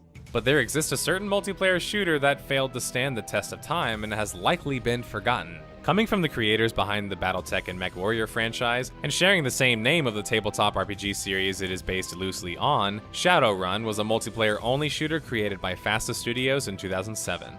Despite having the engine framework behind Halo as a jumping-off point, and Microsoft as a publisher with funding, Fasta Studio was unable to attract much of an audience to their shooter, which for the second time ever behind Final Fantasy XI was a cross-platform title allowing for play both on the PC Windows Vista and Xbox 360. Ooh, what Tom went all out. It's my first time seeing it myself, guys. As it was often dubbed as to not create any... You're literally getting my reactions to it. That's why I'm grinning right now. I'm like, shit, it's pretty good. It's pretty good. I don't want to watch it here, though, because it fucks with my algorithm. I have to make you guys watch it on the actual video. I know. I'm sorry. I think you can do a premiere thing where I can, make it a live video, but I'm not really sure how that necessarily works, and I'm afraid it'll fuck with my monetization, but maybe I could try that sometime. That'll be my own way of streaming on YouTube.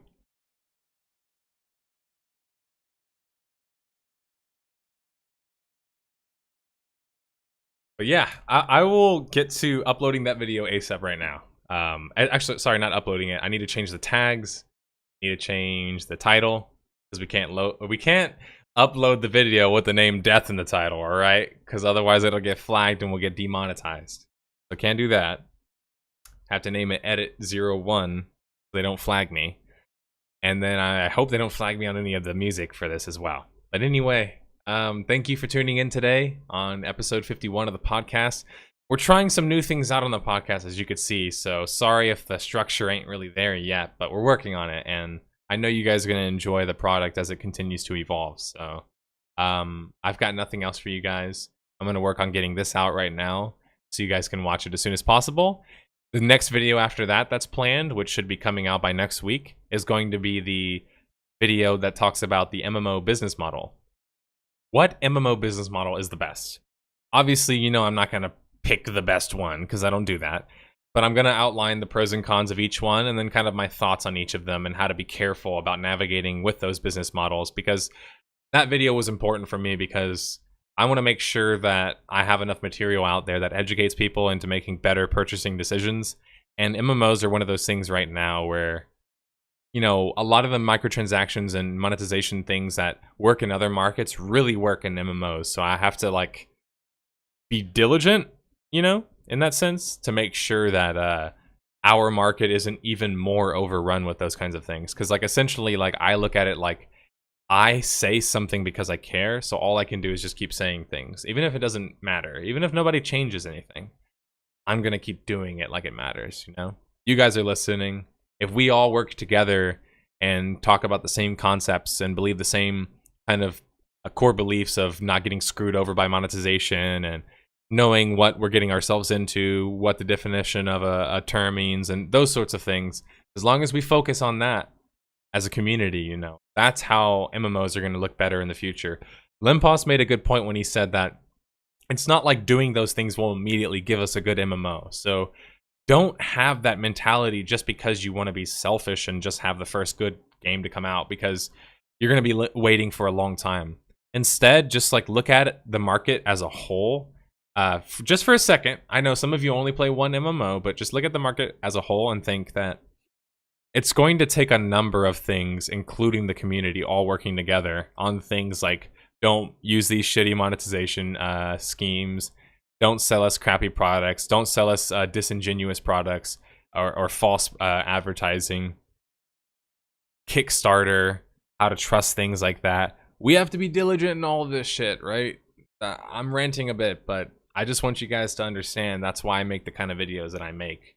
And videos like the one that I'm making for next week, is that I just want you guys to understand that monetization functions in a way to make money.